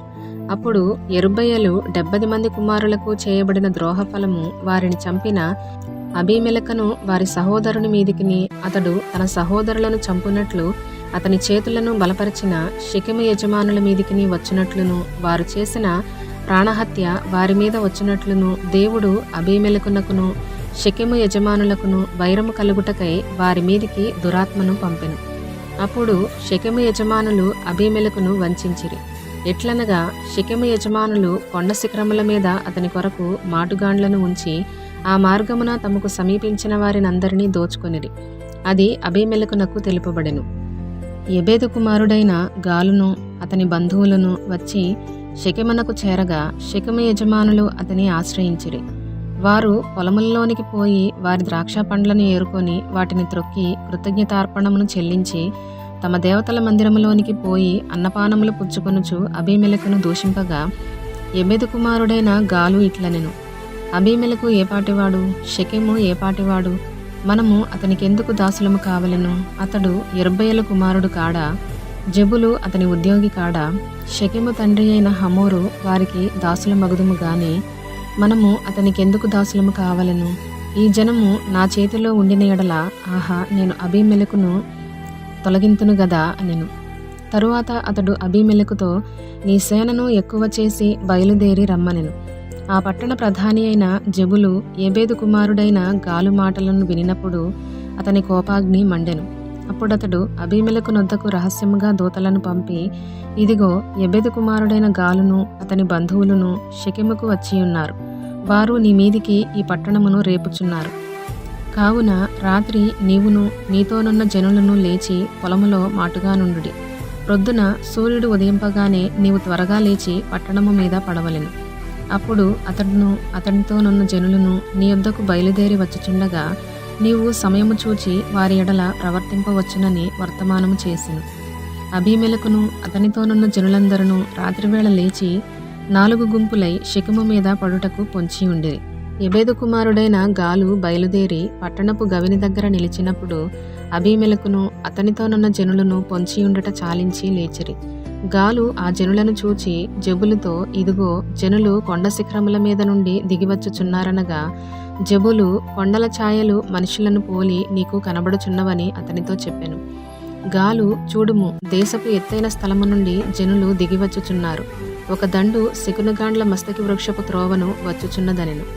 జెబులు అతనితో, ఆహాహా, మనము అతని సేవింపవలసినందుకు అబీమెలెకు ఎవడనిన నీ మాట ఏమాయను? ఇది నీవు తృణీకరించిన జనము కాదా? పోయి వారితో యుద్ధము చేయుడనగా ఇటు షెకెము యజమానుల ముందర బయలుదేరి అబీమెలెకుతో యుద్ధము చేసెను. అబీమెలెకు అతని తరుమగా అతడు అతని ఎదుట నిలవలేక పారిపోయెను. అనేకులు గాయపడి పట్టణపు గవిని ప్రవేశించు చోట పడిరి. అప్పుడు అబీమెలెకు అరూమాలో దిగెను. గాలును అతని బంధువులను షెకెములో నివసింపకుండా జెబులు వారిని తోలివేసెను. మరునాడు జనులు పొలములలోనికి బయలువెళ్ళిరి. అది అబీమెలెకునకు తెలియబడగా అతడు తన జనులను తీసుకుని 3 తెగలుగా చేయగా వారు ఆ పొలములో మాటుగా ఉండిరి. అప్పుడతడు చూడగా జనులు పట్టణము నుండి బయలుదేరి వచ్చుచుండిరి గనుక అతడు వారి మీద పడి వారిని హతము చేసెను. అబీమెలెకును అతనితోనున్న తెగలను ఇంకా సాగి పట్టణపు గవిని ప్రదేశమునొద్ద నిలువగా 2 తెగలు పరుగెత్తి పొలములోనున్న వారందరి మీద పడి వారిని హతము చేసిరి. ఆ దినమంతయు అబీమెలెకు ఆ పట్టణస్థులతో యుద్ధము చేసి పట్టణమును చుట్టుకొని అందులోనున్న జనులను చంపి పట్టణమును పడగొట్టి దాని స్థలమున ఉప్పు జల్లెను. షెకెము గోపుర యజమానులందరూ ఆ వార్త విని ఏల్బేరీతు గుడి యొక్క కోటలోనికి చొరబడిరి. షెకెము గోపుర యజమానులందరూ కూడియున్న సంగతి అబీమెలెకునకు తెలుపబడినప్పుడు అబీమెలెకును అతనితోనున్న జనులందరూ సల్మోను కొండనెక్కి అబీమెలెకు గొడ్డలిని చేతపట్టుకొని చెట్ల నుండి పెద్ద కొమ్మను నరికి ఎత్తి భుజము మీద పెట్టుకొని, నేను దేని చేయుట మీరు చూచితిరో మీరును నేను చేసినట్టుగా దానిని త్వరగా చేయుడని తనతోనున్న జనులతో చెప్పెను. అప్పుడు ఆ జనులందరిలో ప్రతివాడును ఒక్కొక్క కొమ్మను నరికి అబీమెలెకును వెంబడించి ఆ కోట దగ్గర వాటిని పెట్టి వాటి వలన ఆ కోటను అగ్నిచేత కాల్చిరి. అప్పుడు షెకెము గోపుర యజమానులు అనగా స్త్రీ పురుషులు ఇంచుమించు 1000 మంది చచ్చిరి. తరువాత అబీమెలెకు తేబేసుకు పోయి తేబేసునొద్ద దిగి దాని పట్టుకొనెను. ఆ పట్టణము నడుమ ఒక బలమైన గోపురముండగా స్త్రీ పురుషులను పట్టణపు యజమానులను అక్కడికి పారిపోయి తలుపులు వేసుకుని గోపుర శిఖరము మీదికి ఎక్కిరి.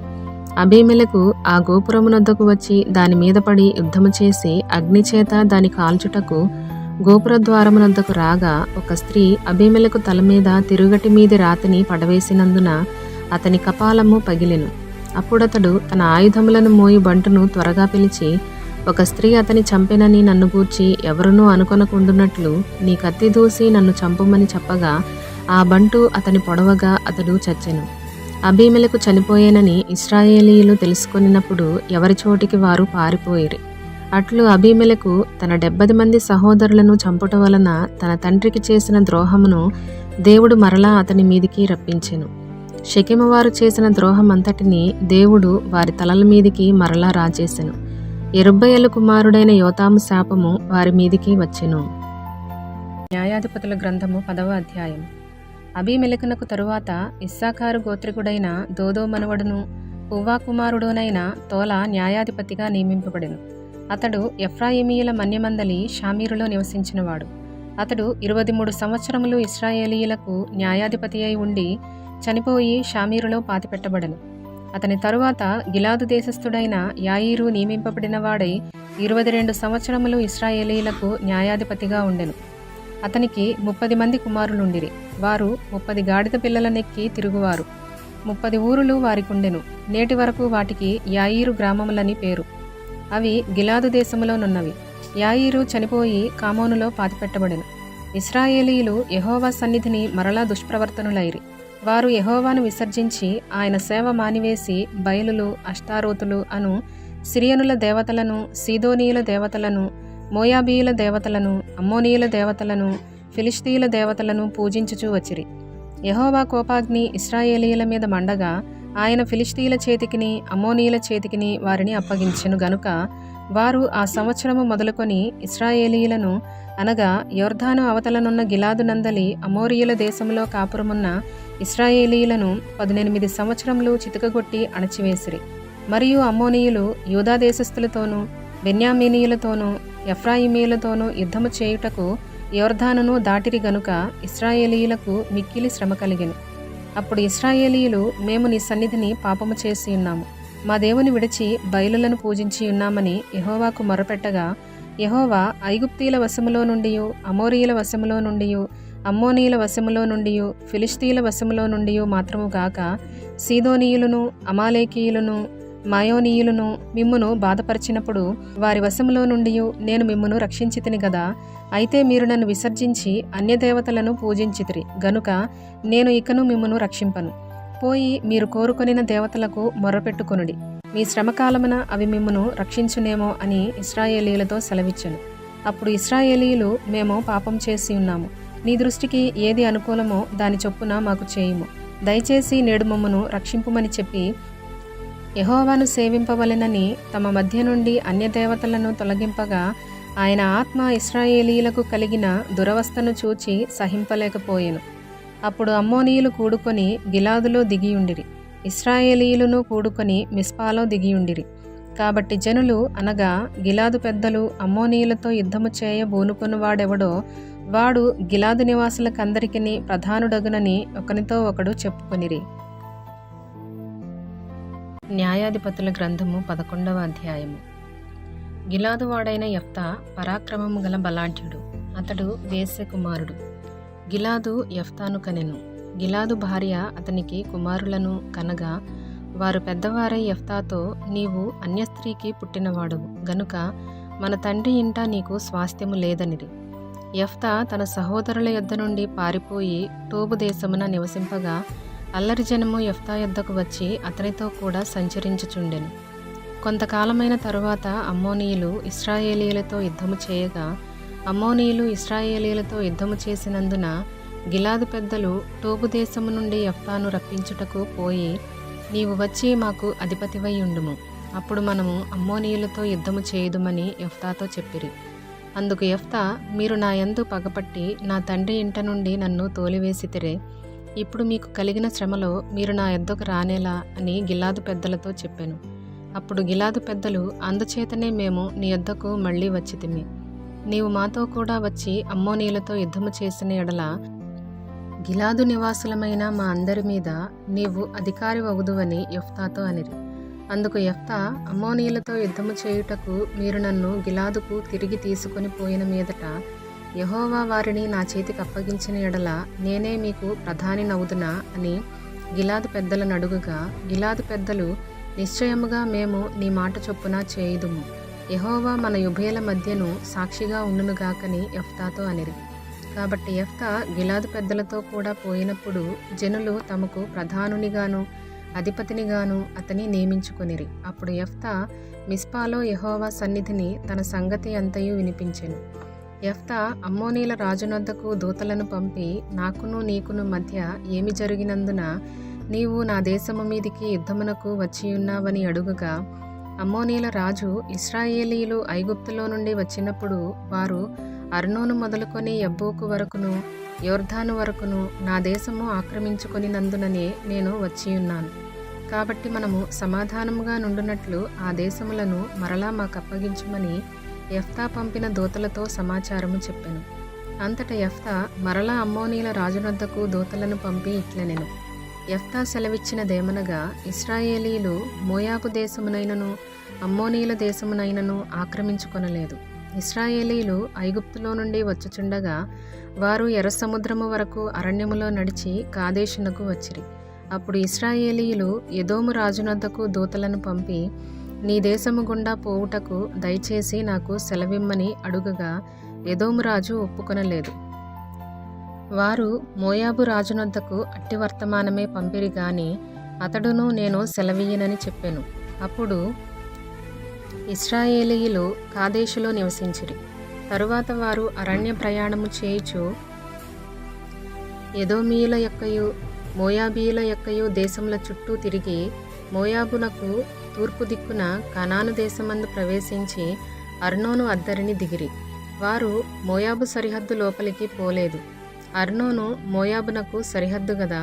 మరియు ఇశ్రాయేలీయులు అమోరీయుల రాజైన సీహోనును హెష్బోను రాజునొద్దకు దూతలను పంపి, నీ దేశము గుండా మా స్థలమునకు మేము పోవునట్లు దయచేసి సెలవిమ్మని అతని యొద్ద మనవి చేయగా, సీహోను ఇశ్రాయేలీయులను నమ్మక తన దేశంలో బడి వెళ్ళనీయక తన జనులనందరినీ సమకూర్చుకొని యాహసులో దిగి ఇశ్రాయేలీయులతో యుద్ధము చేసెను.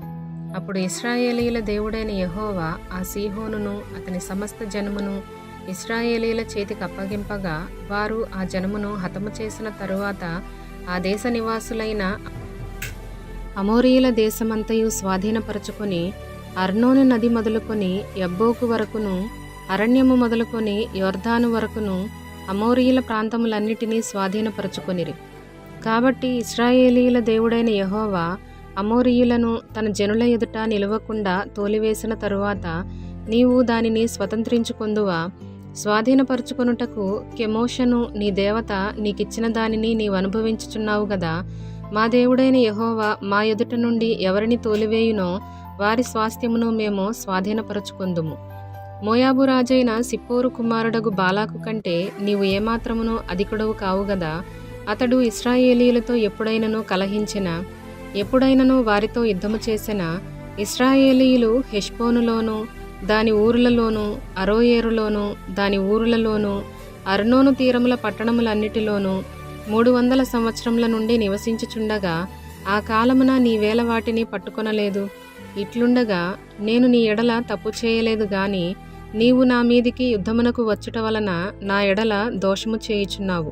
న్యాయాధిపతి అయిన యెహోవా నేడు ఇశ్రాయేలీయులకును అమ్మోనీయులకును న్యాయము తీర్చునుగాక. అయితే అమ్మోనీల రాజు యెఫ్తా తనతో చెప్పిన మాటలకు ఒప్పుకొనలేదు. యెహోవా ఆత్మ యెఫ్తా మీదికి రాగా అతడు గిలాదులోను మనష్షేలోను సంచరించుచు గిలాదు మిస్పేలో సంచరించి గిలాదు మిస్పే నుండి అమ్మోనీయుల యొద్దకు సాగెను. అప్పుడు యెఫ్తా యెహోవాకు మ్రొక్కుకొనెను. ఎట్లనగా, నీవు నా చేతికి అమ్మోనీయులను నిశ్చయముగా అప్పగించిన ఎడల నేను అమ్మోనీయుల యొద్ద నుండి క్షేమముగా తిరిగి వచ్చినప్పుడు నన్ను ఎదుర్కొనుటకు నా ఇంటి ద్వారము నుండి బయలుదేరి వచ్చినదేదో అది యెహోవాకు ప్రతిష్ఠితమగును. మరియు దహనబలిగా దానిని అర్పించెదనెను. అప్పుడు యెఫ్తా అమ్మోనీయులతో యుద్ధము చేయుటకు వారి యొద్దకు సాగిపోయినప్పుడు యెహోవా అతని చేతికి వారిని అప్పగించెను. గనుక అతడు వారిని, అనగా అరోయేరు మొదలుకొని మిన్నీతుకు వచ్చు వరకు ఆబేల్కరామీము వరకును 20 పట్టణముల వారిని నిశ్శేషముగా హతము చేసెను. అట్లు అమ్మోనీయులు ఇశ్రాయేలీయుల ఎదుట నిలవకుండా అణచివేయబడిరి. యెఫ్తా మిస్పాలోనున్న తన ఇంటికి వచ్చినప్పుడు అతని కుమార్తె తంబురలతోనూ నాట్యముతోనూ బయలుదేరి అతనిని ఎదుర్కొనెను. ఆమెగాక అతనికి మగ సంతానమే గాని ఆడు సంతానమే గాని లేదు. కాబట్టి అతడు ఆమెను చూచి తన బట్టలను చింపుకొని, అయ్యో నా కుమారి, నీవు నన్ను బహుగా కృంగచేసితివి. నీవు నన్ను తల్లడింప చేయువారిలో ఒకతివై ఉన్నావు. నేను యెహోవాకు మాట ఇచ్చి ఉన్నాను గనుక వెనుక తీయలేననగా, ఆమె, నా తండ్రి, యెహోవాకు మాట ఇచ్చి ఉంటివా? నీ నోటి నుండి బయలుదేరిన మాట చొప్పున నాకు చేయుము. యెహోవా నీ శత్రువులైన అమ్మోనీయుల మీద పగ తీర్చుకుని ఉన్నాడని అతనితో అనెను. మరియు ఆమె, నా కొరకు చేయవలసినదేదనగా 2 నెలల వరకు నన్ను విడువుము. నేనును నా చెలికత్తెలను పోయి కొండల మీద ఉండి నా కన్యత్వమును గూర్చి ప్రలాపించెదనని తండ్రితో చెప్పగా, అతడు పొమ్మని చెప్పి 2 నెలల వరకు ఆమెను పోనిచ్చెను. గనుక ఆమె తన చెలికత్తెలతో కూడా పోయి కొండల మీద తన కన్యత్వమును గూర్చి ప్రలాపించెను. ఆ 2 నెలల అంతమున ఆమె తన తండ్రి యొద్దకు తిరిగిరాగా, అతడు తాను మ్రొక్కుకొనిన మ్రొక్కుబడి చొప్పున ఆమెకు చేసెను. న్యాయాధిపతుల గ్రంథము 12వ అధ్యాయం. ఎఫ్రాయిమీయులు కూడుకొని ఉత్తర దిక్కునకు పోయి, నీవు అమ్మోనీయులతో యుద్ధము చేయబోయినప్పుడు నీతో వచ్చుటకు మమ్ము నేల పిలవలేదు. నీవు కాపురమున్న నీ ఇంటిని అగ్నితో కాల్చివేయుదుమని యెఫ్తాతో చెప్పగా, యెఫ్తా, నాకును నా జనులకును అమ్మోనీయులతో గొప్ప కలహము కలిగినప్పుడు నేను మిమ్మును పిలిచితిని గాని మీరు వారి చేతులలో నుండి నన్ను రక్షింపలేదు. మీరు నన్ను రక్షింపకపోవుట నేను చూచి నా ప్రాణమును అరచేతిలో ఉంచుకొని అమ్మోనీయులతో యుద్ధము చేయపోతిని. అప్పుడు యెహోవా వారిని నా చేతికి అప్పగించెను. గనుక నాతో పోట్లాడుటకు మీరేలనేడు వచ్చితిరనెను. అప్పుడు యెఫ్తా గిలాదు వారినందరినీ పోగు చేసుకొని ఎఫ్రాయిమీలతో యుద్ధము చేయగా, గిలాదువారు ఎఫ్రాయిమీలను జయించిరి. ఏలయనగా వారు ఎఫ్రాయిమీలకును మనష్షీయులకును మధ్యను గిలాదువారైన మీరు ఎఫ్రాయిమీల ఎదుట నిలువక పారిపోయిన వారనిరి. ఎఫ్రాయిమీలతో యుద్ధము చేయుటకై గిలాదువారు యొర్దాను దాటు రేవులను పట్టుకొనగా, పారిపోయిన ఎఫ్రాయిమీలలో ఎవడో నన్ను దాటనీయుడని చెప్పినప్పుడు గిలాదువారు, నీవు ఎఫ్రాయిమీయుడవా అని అతనిని అడిగిరి. అందుకతడు, నేను కాను అనిన ఎడల వారు అతని చూచి షిబ్బోలెతని శబ్దము పలుకుమనిరి. అతడు అట్లు పలుకనేరక సిబ్బోలెతని పలుకగా, వారు అతని పట్టుకొని యొర్దాను రేవుల యొద్ద చంపిరి. ఆ కాలమున ఎఫ్రాయిమీయులలో 42,000 మంది పడిపోయిరి. యెఫ్తా 6 సంవత్సరములు ఇశ్రాయేలీయులకు న్యాయాధిపతి అయి ఉండెను. గిలాదువాడైన యెఫ్తా చనిపోయి గిలాదు పట్టణములలో ఒకదాని యందు పాతిపెట్టబడెను. అతని తరువాత బెత్లెహేము వాడైన ఇబ్సాను ఇశ్రాయేలీయులకు అధిపతి ఆయెను. అతనికి 30 మంది కుమారులను 30 మంది కుమార్తెలను ఉండిరి. అతడు ఆ కుమార్తెలను తన వంశమున చేరని వారికిచ్చి, తన వంశమునకు చేరని 30 మంది కన్యకలను తన కుమారులకు పెండ్లి చేసెను. అతడు 7 ఏండ్లు ఇశ్రాయేలీయులకు అధిపతిగా నుండెను. ఇబ్సాను చనిపోయి బెత్లెహేములో పాతిపెట్టబడెను. అతని తరువాత జెబూలూనీయుడైన ఏలోను ఇశ్రాయేలీయులకు అధిపతి ఆయెను. అతడు 10 ఏండ్లు ఇశ్రాయేలీయులకు అధిపతిగా నుండెను. జెబూలూనీయుడైన ఏలోను చనిపోయి జెబూలూను దేశమందలి అయ్యాలోనులో పాతిపెట్టబడెను. అతని తరువాత పిరాతోనీయుడైన హిల్లేలు కుమారుడగు అబ్దోను ఇశ్రాయేలీయులకు అధిపతి ఆయెను. అతనికి 40 మంది కుమారులను 30 మంది మనుమలను ఉండిరి. వారు 70 గాడిద పిల్లలనెక్కి తిరుగువారు. అతడు 8 ఏండ్లు ఇశ్రాయేలీయులకు అధిపతిగా నుండెను. పిరాతోనీయుడైన హిల్లేలు కుమారుడగు అబ్దోను చనిపోయి ఎఫ్రాయిము దేశమందలి అమాలేకీయుల మన్యములోనున్న పిరాతోనులో పాతిపెట్టబడెను. న్యాయాధిపతుల గ్రంథము 13వ అధ్యాయము. ఇశ్రాయేలీయులు మరలా యెహోవా దృష్టికి దోషులు కాగా, యెహోవా 40 సంవత్సరములు వారిని ఫిలిష్తీయుల చేతికి అప్పగించెను. ఆ కాలమున దాను వంశస్థుడును జొరియా పట్టణస్థుడునైన మానోహ అనునొకడు ఉండెను. అతని భార్య గొడ్రాలై కానుపు లేకయుండెను. యెహోవా దూత ఆ స్త్రీకి ప్రత్యక్షమై, ఇదిగో నీవు గొడ్రాలవు, నీకు కానుపు లేకపోయెను. అయితే నీవు గర్భవతివై కుమారుని కందువు. కాబట్టి నీవు జాగ్రత్తగా ఉండి ద్రాక్షారసమునే గాని మద్యమునే గాని త్రాగకుండుము. అపవిత్రమైన దేనినైనను తినకుండుము. నీవు గర్భవతివై కుమారుని కందువు. అతని తల మీద మంగళకత్తి వేయకూడదు. ఆ బిడ్డ గర్భమున పుట్టినది మొదలుకొని దేవునికి నాజీరు చేయబడిన వాడై ఫిలిష్తీయుల చేతిలో నుండి ఇశ్రాయేలీయులను రక్షింప మొదలుపెట్టునని ఆమెతో అనగా, ఆ స్త్రీ తన పెనిమిటి యొద్దకు వచ్చి, దైవజనుడొకడు నా యొద్దకు వచ్చెను. అతని రూపము దేవదూత రూపమును పోలినదై మిక్కిలి భీకరముగా ఉండెను. అతడు ఎక్కడ నుండి వచ్చెనో నేను అడుగలేదు.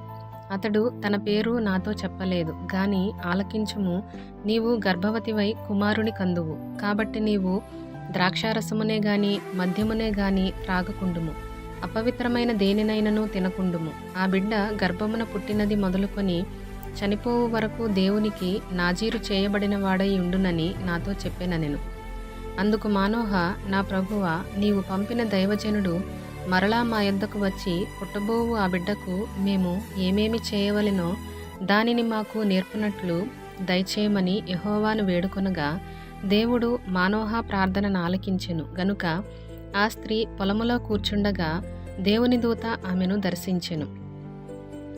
ఆ సమయమున ఆమె పెనిమిటి అయిన మానోహ ఆమె యొద్ద ఉండలేదు గనుక ఆ స్త్రీ త్వరగా పరుగెత్తి, ఆనాడు నా యొద్దకు వచ్చిన పురుషుడు నాకు కనబడెనని అతనితో చెప్పెను. అప్పుడు మానోహ లేచి తన భార్య వెంబడి వెళ్ళి ఆ మనుషుని యొద్దకు వచ్చి, ఈ స్త్రీతో మాటలాడిన వాడవు నీవేనా అని అతని అడుగగా అతడు నేనే అనెను. అందుకు మానోహ, కావున నీ మాట నెరవేరునప్పుడు ఆ బిడ్డ ఎట్టివాడగునో అతడు చేయవలసిన కార్యమేమిటో తెలుపుమని మనవి చేయగా, యెహోవా దూత, నేను ఆ స్త్రీతో చెప్పినదంతయు ఆమె చేసుకొనవలెను. ఆమె ద్రాక్షావల్లి నుండి పుట్టినదేదియూ తినకూడదు. ఆమె ద్రాక్షారసమునైనను మద్యమునైనను త్రాగకూడదు. అపవిత్రమైన దేనినైనను తినకూడదు.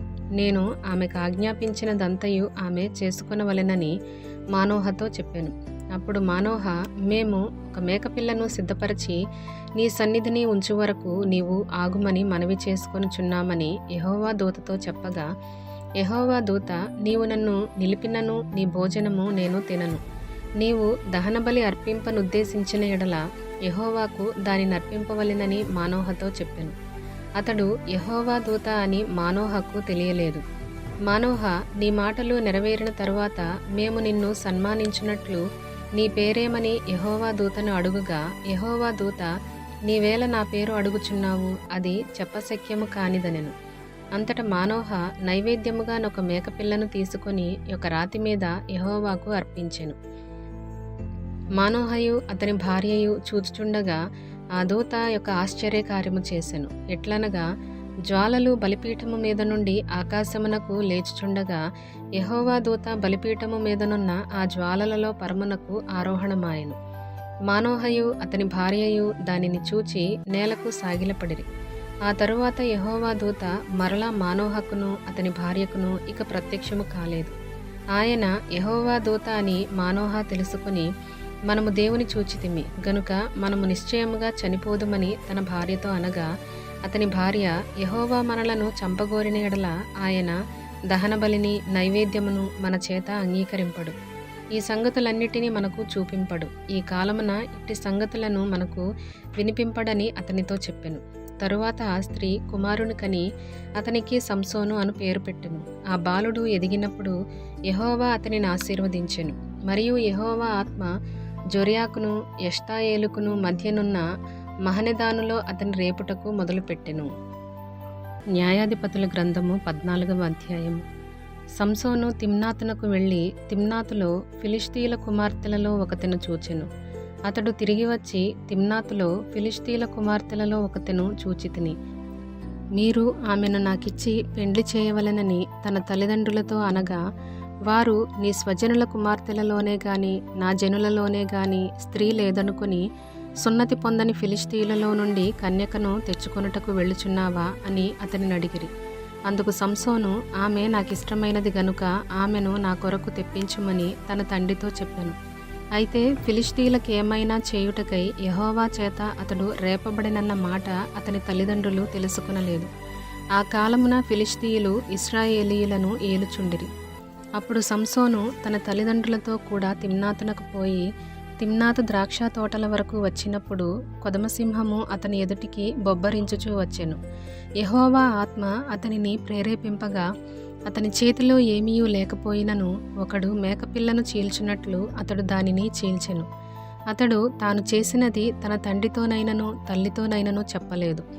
అతడు అక్కడికి వెళ్ళి ఆ స్త్రీతో మాట్లాడినప్పుడు ఆమె యందు సంసోనుకు ఇష్టము కలిగెను. కొంతకాలమైన తరువాత అతడు ఆమెను తీసుకుని వచ్చుటకు తిరిగి వెళ్ళుచుండగా ఆ సింహపు కళేబరమును చూచుటకై ఆ వైపు తిరిగినప్పుడు సింహపు కళేబరములో తేనెటీగల గుంపును తేనెయు కనబడగా అతడు ఆ తేనె చేత నుంచుకొని తినుచూ వెళ్ళుచూ తన తల్లిదండ్రుల యొద్దకు వచ్చి వారికి కొంత నీయగా వారును తినిరి. అయితే తాను సింహపు కళేబరములో నుండి ఆ తేనెను తీసిన సంగతి వారికి తెలియజేయలేదు.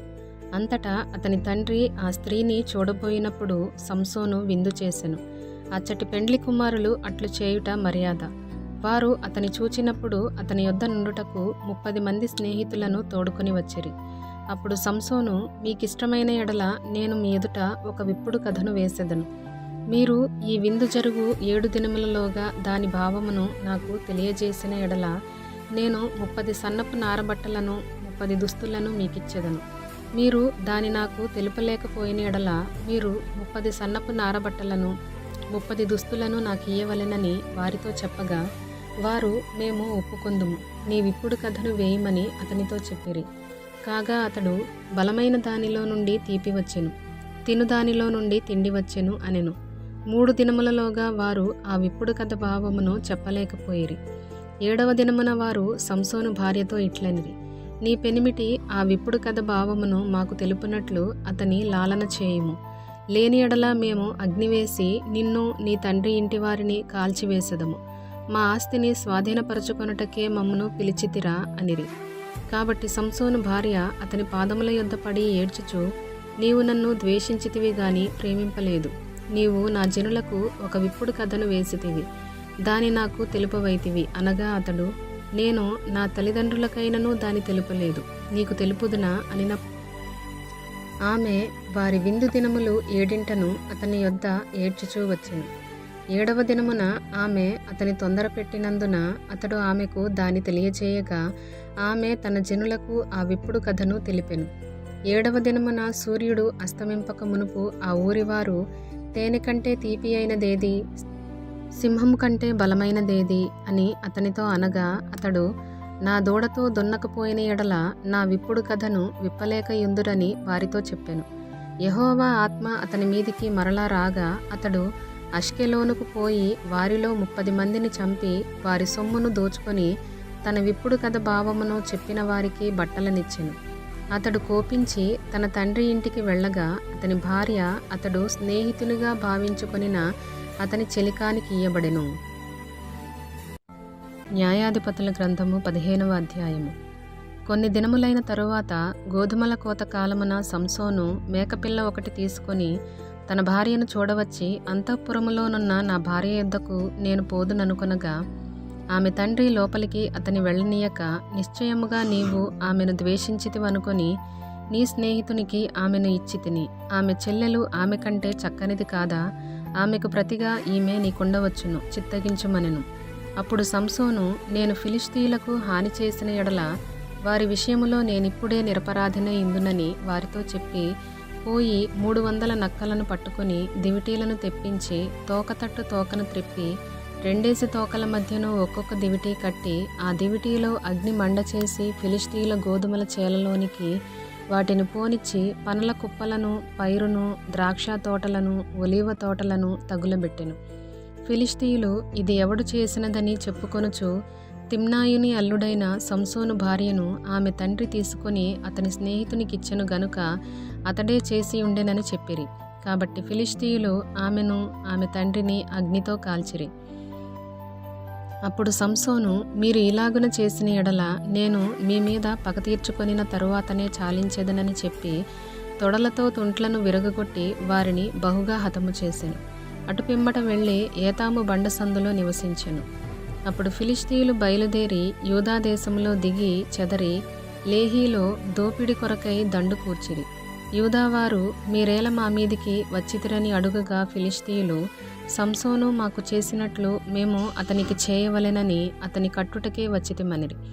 అందుకు యూదా జనులలో 3,000 మంది ఏతాములోని బండ యొద్దకు పోయి సంసోనును చూచి, ఫిలిష్తీయులు మనకు ఏలికలని నీకు తెలియదా? నీవు మాకేమి చేసితివని చెప్పగా అతడు, వారు నాకెట్లు చేసిరో అట్లే నేను వారికి చేసితినెను.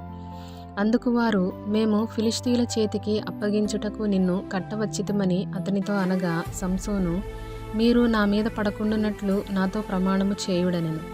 అందుకు వారు, అలాగు కాదు, నిశ్చయముగా మేము నిన్ను చంపము గాని నిన్ను గట్టిగా కట్టి వారి చేతికి మేము అప్పగించదమని చెప్పి 2 క్రొత్త తాళ్ల చేత అతని కట్టి ఆ బండ యొద్ద నుండి అతని తీసుకుని వచ్చిరి. అతడు లేహీకి వచ్చు వరకు ఫిలిష్తీయులు అతనిని ఎదుర్కొని కేకలు వేయగా యెహోవా ఆత్మ అతని మీదికి బలముగా వచ్చినందున అతని చేతులకు కట్టబడిన త్రాళ్ళు అగ్నిచేత కాల్చబడిన జనుప నారవలే ఆయెను. సంకెళ్లును అతని చేతుల మీద నుండి విడిపోయెను.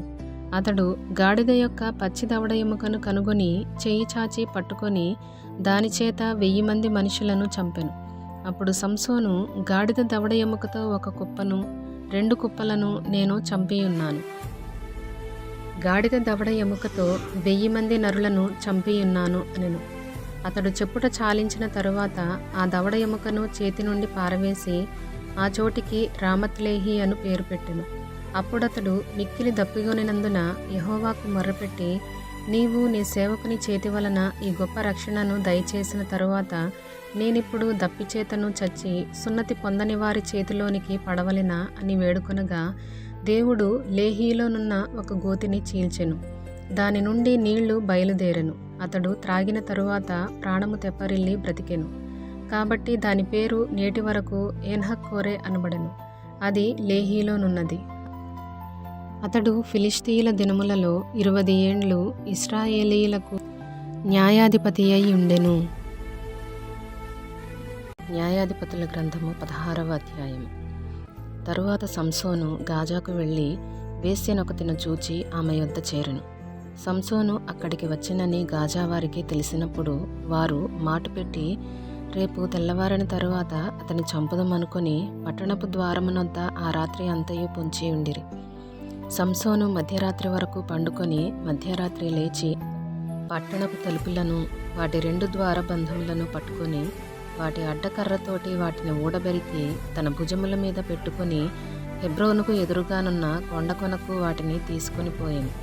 పిమ్మట అతడు షోరేకు లోయలోనున్న దెలీలా అను స్త్రీని మోహింపగా ఫిలిష్తీయుల సర్దారులు ఆమె యొద్దకు వచ్చి, ఆమెతో నీవు అతని లాలన చేసి అతని గొప్ప బలము దేనిలోనున్నదో మేమేలాగూ అతని గెలవవచ్చునో తెలుసుకొనుము. మేము అతని బంధించి అతని గర్వము అణుపుదుము. అప్పుడు మాలో ప్రతివాడును 1000 వెండి నాణెములను నీకిచ్చెదమని చెప్పిరి. కాబట్టి దెలీలా, నీ మహాబలము దేనిలోనున్నదో నిన్ను దేనిచేత కట్టి బంధింపవచ్చునో నాకు దయచేసి తెలుపుమని సంసోనుతో ననగా, సంసోను 7 నిరవంజి చువ్వలతో నన్ను బంధించిన ఎడ నేను బలహీనుడినై సామాన్య మనుషులలో ఒకని వలె అవుదునని ఆమెతో చెప్పెను. ఫిలిష్తీయుల సర్దారులు 7 నిరవంజి చువ్వలను ఆమె యొద్దకు తీసుకొని రాగా ఆమె వాటితో అతని బంధించెను. మాటున నుండి వారు ఆమెతో అంతఃపురములో దిగియుండిరి గనుక ఆమె సంసోను, ఫిలిష్తీయులు నీ మీద పడుచున్నారని అతనితో అనగా అతడు అగ్ని తగిలిన నూలు రీతిగా ఆ తడపలను తెంపెను గనుక అతని బలము తెలియబడలేదు. అప్పుడు దెలీలా, ఇదిగో నీవు నన్ను ఎగతాళి చేసి నాతో అబద్ధమాడితివి. నిన్ను దేనిచేత బంధింపవచ్చునో దయచేసి నాకు తెలుపుమని సంసోనుతో చెప్పగా అతడు పేనిన తరువాత పనికి పెట్టని క్రొత్త తాళ్లతో నన్ను బాగుగా బంధించిన ఎడల నేను బలహీనుడనై సామాన్య మనుషులలో ఒకని వలె అవుదునని ఆమెతో చెప్పెను. అంతటా దెలీలా పేనబడిన క్రొత్త తాళ్లను తీసుకొని వాటితో అతని బంధించి, సంసోను, ఫిలిష్తీయులు నీ మీద పడుచున్నారని అతనితో అనెను. అప్పుడు మాటున నుండివారు అంతఃపురములో నుండిరి. అతడు తన చేతుల మీద నుండి నూలు పోగును వలె ఆ తాళ్ళు తెంపెను. అప్పుడు దెలీలా, ఇదివరకు నీవు నన్ను ఎగతాళి చేసి నాతో అబద్ధములు ఆడితివి. నిన్ను దేని వలన బంధింపవచ్చునో నాకు తెలుపుమని సంసోనుతో చెప్పగా అతడు, నీవు నా తల జడలు 7 అల్లిక అల్లిన ఎడల సరి అని ఆమెతో చెప్పెను. అంతటా ఆమె మేకుతో దాన్ని దిగగొట్టి, సంసోను, ఫిలిష్తీయులు నీ మీద పడుచున్నారని అతనితో చెప్పినప్పుడు అతడు నిద్ర మేలుకొని మగ్గపు మేకును నేతను ఊడదీసుకొని పోయెను. అప్పుడు ఆమె, నాయందు నీకిష్టము లేనప్పుడు నేను నిన్ను ప్రేమించుచున్నానని నీవెందుకు చెప్పుచున్నావు? ఇదివరకు నీవు ముమ్మారు నన్ను ఎగతాళి చేసి నీ గొప్ప బలము దేనిలోనున్నదో నాకు తెలుపకపోతివని అతనితో అనెను. ఆమె అనుదినమును మాటల చేత అతని బాధించి తొందరపెట్టుచున్నందున అతడు ప్రాణము విసికి చావగోరెను. అప్పుడతడు తన అభిప్రాయమంతయు ఆమెకు తెలియజేసెను. నేను నా తల్లి గర్భము నుండి పుట్టినది మొదలుకొని దేవునికి నాజీరు చేయబడిన వాడనై ఉన్నాను. నా తల మీదికి మంగళకత్తి రాలేదు. నాకు క్షౌరము చేసిన ఎడల నా బలము నాలో నుండి తొలగిపోయి ఇతర మనుష్యుల వలె అవుదునని ఆమెతో అనెను.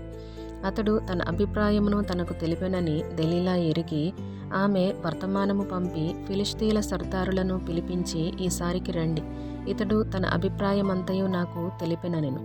ఫిలిష్తీయుల సర్దారులు రూపాయలను చేతపట్టుకొని ఆమె యొద్దకు రాగా ఆమె తన తొడ మీద అతని నిద్రబుచ్చి ఒక మనిషిని పిలిపించి వాని చేత అతని తల మీది 7 జడలను క్షౌరము చేయించి అతని బాధించుటకు మొదలుపెట్టెను. అప్పుడు అతనిలో నుండి బలము తొలగిపోయెను. ఆమె, సంసోను, ఫిలిష్తీయులు నీ మీద పడుచున్నారనగా అతడు నిద్ర మేలుకొని ఎప్పటి ఎట్లు నేను బయలుదేరి విడజిమ్ముకొందుననుకొనెను. అయితే యెహోవా తనను ఎడబాసెనని అతనికి తెలియలేదు. అప్పుడు ఫిలిష్తీయులు అతని పట్టుకొని అతని కన్నులను ఊడదీసి గాజాకు అతని తీసుకొని వచ్చి ఇత్తడి సంకెళ్ల చేత అతని బంధించిరి. అతడు బందీగృహములో తిరగలి విసురువాడాయెను. అయితే అతడు క్షౌరము చేయబడిన తరువాత అతని తల వెంట్రుకలు తిరిగి మొలుచుటకు మొదలుపెట్టెను. ఫిలిష్తీయుల సర్దారులు, మన దేవత మన శత్రువైన సంసోనును మన చేతికి అప్పగించి ఉన్నదని చెప్పుకొని తమ దేవత అయిన దాగోనుకు మహాబలి అర్పించుటకును పండుగ ఆచరించుటకును కూడుకొనిరి. జనులు సంసోనును చూచినప్పుడు, మన దేశమును పాడు చేసిన వాడును మనలో అనేకులను చంపినవాడునైన మన శత్రువుని మన దేవత మన చేతికి అప్పగించి ఉన్నదని చెప్పుకొనుచు తమ దేవతను స్తుతించిరి. వారి హృదయములు సంతోషముతో నిండియుండగా వారు, మనము పరిహాసము చేయుటకు సంసోనును పిలిపించుదము రండని సంసోనును బందీగృహము నుండి పిలువనంపిరి. వారు అతని చూచి గుడి స్తంభముల మధ్యను అతని నిలువబెట్టి పరిహాసము చేయగా సంసోను తన చేతిని పట్టుకొనిన బంటుతో ఇట్లనెను, ఈ గుడికి ఆధారముగానున్న స్తంభములను నన్ను తడవనిచ్చి విడువుము, నేను వాటి మీద ఆనుకొందును. ఆ గుడి స్త్రీ పురుషులతో నిండియుండెను. ఫిలిష్తీయుల సర్దారులందరూ అక్కడ నుండిరి. వారు సంసోనును ఎగతాళి చేయగా గుడి కప్పు మీద స్త్రీ పురుషులు రమారమి 3,000 మంది చూచుచుండిరి. అప్పుడు సంసోను, యెహోవా ప్రభువా, దయచేసి నన్ను జ్ఞాపకము చేసుకును. దేవా, దయచేసి ఈసారి మాత్రమే నన్ను బలపరచుము. నా 2 కన్నుల నిమిత్తము ఫిలిష్తీయులను ఒక్కమారే దండించి పగ తీర్చుకొననిమ్మని యెహోవాకు మొరపెట్టి ఆ గుడికి ఆధారముగానున్న 2 మధ్య స్తంభములలో ఒకదానిని కుడి చేతను ఒకదానిని ఎడమ చేతను పట్టుకొని నేనును ఫిలిష్తీయులను చనిపోదుముగాక అని చెప్పి బలముతో వంగినప్పుడు గుడి ఆ సర్దారుల మీదను దానిలోనున్న జనులందరి మీదను పడెను. మరణకాలమున అతడు చంపిన వారి శవముల లెక్క జీవితకాలమందు అతడు చంపిన వారి లెక్క కంటే ఎక్కువ ఆయను.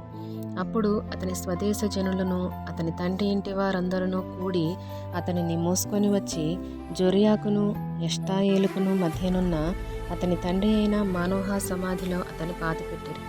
అతడు 20 సంవత్సరములు ఇశ్రాయేలీయులకు అధిపతిగా నుండెను. న్యాయాధిపతుల గ్రంథము 17వ అధ్యాయం. మీకా అనునొకడు ఎఫ్రాయిమీయుల మన్యదేశములో నుండెను.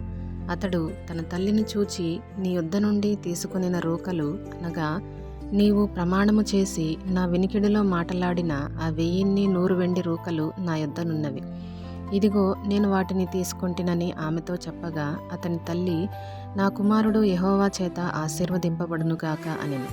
అతడు ఆ 1100 రూకలను తన తల్లికి మరలా నీయగా ఆమె, పోత విగ్రహము చేయించుటకై నా కుమారుని చేత తీసుకునిన ఈ రూకలను నేను యెహోవాకు ప్రతిష్ఠించుచున్నాను, నీకు మరలా అది ఇచ్చేదనెను.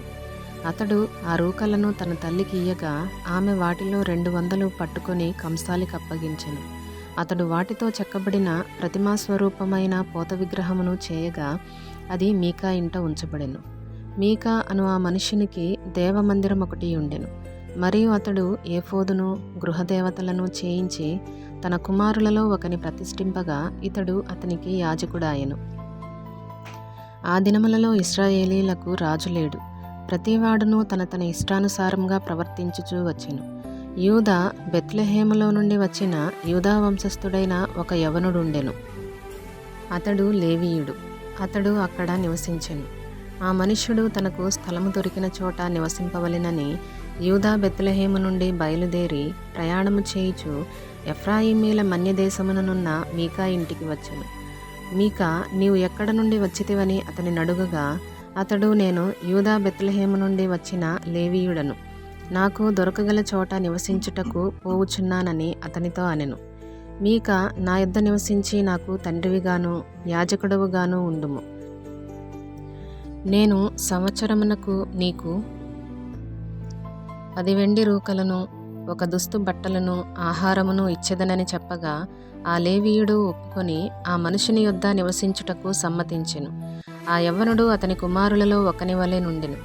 మీకా ఆ లేవీయుని ప్రతిష్ఠింపగా అతడు మీకాకు యాజకుడై అతని ఇంట నుండెను.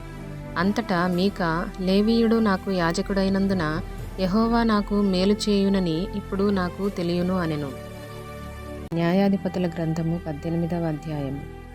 ఆ దినములలో ఇశ్రాయేలీయులకు రాజు లేడు. మరియు ఇశ్రాయేలీయుల గోత్రములలో ఆ దినము వరకు దానీయులు స్వాస్థ్యము పొందియుండలేదు గనుక ఆ కాలమున తాము నివసించుటకు తమకు స్వాస్థ్యము వెదకుకొనుటకై వారు బయలుదేరియుండిరి. ఆ దేశ సంచారము చేసి దానిని పరిశోధించుటకై దానీయులు తమ వంశస్థులందరిలో నుండి పరాక్రమవంతులైన 5 మనుషులను జొరియా నుండియు ఎష్తాయేలు నుండియు పంపి, మీరు వెళ్ళి దేశమును పరిశోధించుడని వారితో చెప్పగా, వారు ఎఫ్రాయిమీల మన్యముననున్న మీకా ఇంటికి వచ్చి అక్కడ దిగిరి. వారు మీకా ఇంటి యొద్ద నున్నప్పుడు లేవీయుడైన ఆ యవనుని స్వరమును పోల్చి ఆ వైపునకు తిరిగి, అతనితో, ఎవడు నిన్ను ఇక్కడికి రప్పించెను? ఈ చోటున నీవేమి చేయుచున్నావు? ఇక్కడ నీకేమి కలిగియున్నదని అడుగగా, అతడు మీకా తనకు చేసిన విధము చెప్పి, మీకా నాకు జీతమిచ్చుచున్నాడు, నేను అతనికి యాజకుడినై ఉన్నానని వారితో చెప్పాను.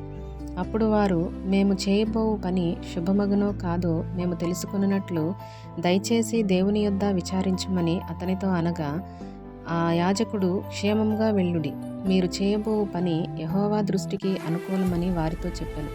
కాబట్టి ఆ 5 మనుష్యులు వెళ్ళి లాయిషునకు వచ్చి, దానిలోని జనము సీదోనీయుల వలె సుఖముగాను నిర్భయముగాను నివసించుటయు, అధికార బలము పొందిన వాడెవడునూ లేకపోవుటయు, ఏమాత్రమైనను అవమానపరచగలవాడెవడునూ ఆ దేశంలో లేకపోవుటయు, వారు సీదోనీయులకు దూరస్తులై ఏ మనుషులతోనూ సాంగత్యము లేకుండుటయు చూచిరి. వారు జొర్యాలోను ఎష్తాయేలులోనూ ఉండు తమ స్వజనుల యొద్దకు రాగా, వారు, మీ తాత్పర్యమేమిటని అడిగిరి. అందుకు వారు, లెండి, వారి మీద పడుదము, ఆ దేశమును మేము చూచితిమి, అది బహుమంచిది, మీరు ఊరకున్నారేమి? ఆలస్యము చేయక బయలుదేరి ప్రవేశించి ఆ దేశమును స్వాధీనపరచుకొనుడి. జనులు నిర్భయముగానున్నారు గనుక మీరు పోయి వారి మీద పడవచ్చును. ఆ దేశము నలుదిక్కులా విశాలమైనది. దేవుడు మీ చేతికి దానిని అప్పగించును. భూమిలోనున్న పదార్థములలో ఏదియూ అచ్చట కొదువలేదనిరి. అప్పుడు జొర్యాలోను ఎష్తాయేలులోనున్న దానీయులైన 600 మంది యుద్ధాయుధములు కట్టుకుని అక్కడ నుండి బయలుదేరి యూదా దేశమందలి కిర్యత్యారీములో దిగిరి. అందుచేతను నేటి వరకు ఆ స్థలమునకు దానీయుల దండని పేరు. అది కిర్యత్యారీమునకు పడమటనున్నది. అక్కడ నుండి వారు ఎఫ్రాయిమీల మన్య ప్రదేశమునకు పోయి మీకా ఇంటికి వచ్చిరి. కాబట్టి లాయిషు దేశమును సంచరించుటకు పోయిన ఆ 5 మనుషులు తమ సహోదరులను చూచి, ఈ ఇండ్లలో ఏఫోదును గృహదేవతలను చెక్కబడిన ప్రతిమయు పోత విగ్రహమును ఉన్నవని మీరెరుగుదురా? మీరేమి చేయవలెనో దాని యోచన చేయుడనగా, వారు ఆ తట్టు తిరిగి లేవీయుడైన ఆ యవనుడున్న మీకా ఇంటికి వచ్చి అతని కుశల ప్రశ్నలు అడిగిరి. దానీయులైన 600 మంది తమ యుద్ధాయుధములను కట్టుకొని గవిని వాకిట నిలుచుండగా, దేశమును సంచరించుటకు పోయిన ఆ 5 మనుషులు లోపల చొచ్చి ఆ ప్రతిమను, ఏఫోదును, గృహదేవతలను, పోత విగ్రహమును పట్టుకొనిరి.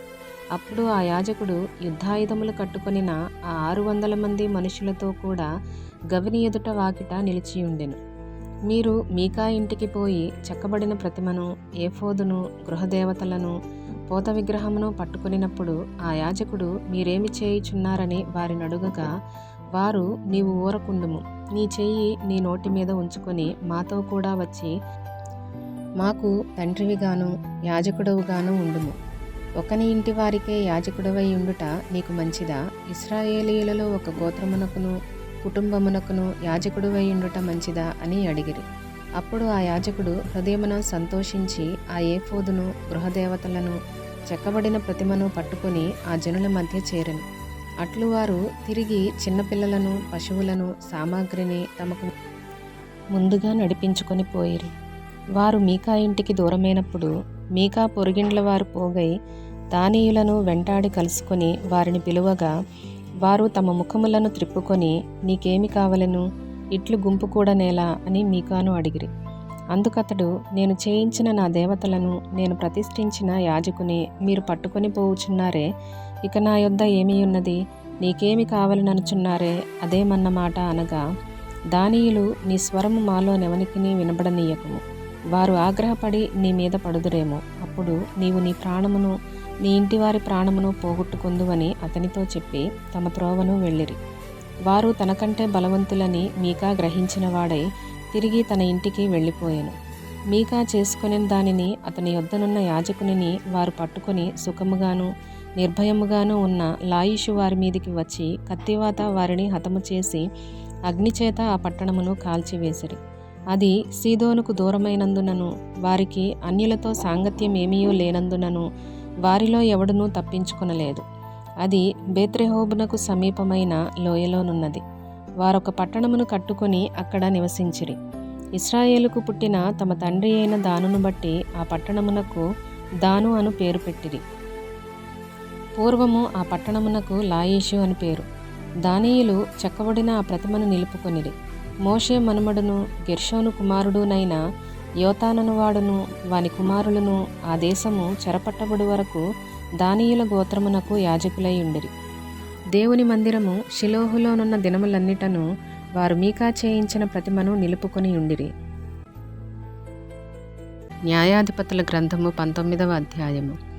ఇశ్రాయేలీయులకు రాజులేని దినములలో లేవీయుడైన ఒకడు ఎఫ్రాయిమీయుల మన్యపు ఉత్తర భాగమున పరదేశిగా నివసించుచుండెను.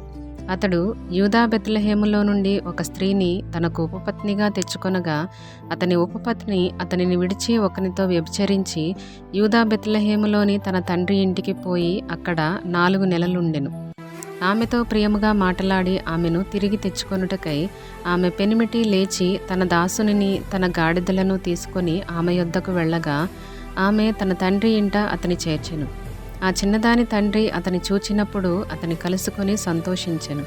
ఆ చిన్నదాని తండ్రియగు అతని మామ వెళ్ళనీయనందున అతడు 3 దినములు అతని యొద్ద నుండెను గనుక వారు అన్నపానములు పుచ్చుకొనుచు అక్కడ నిలిచిరి.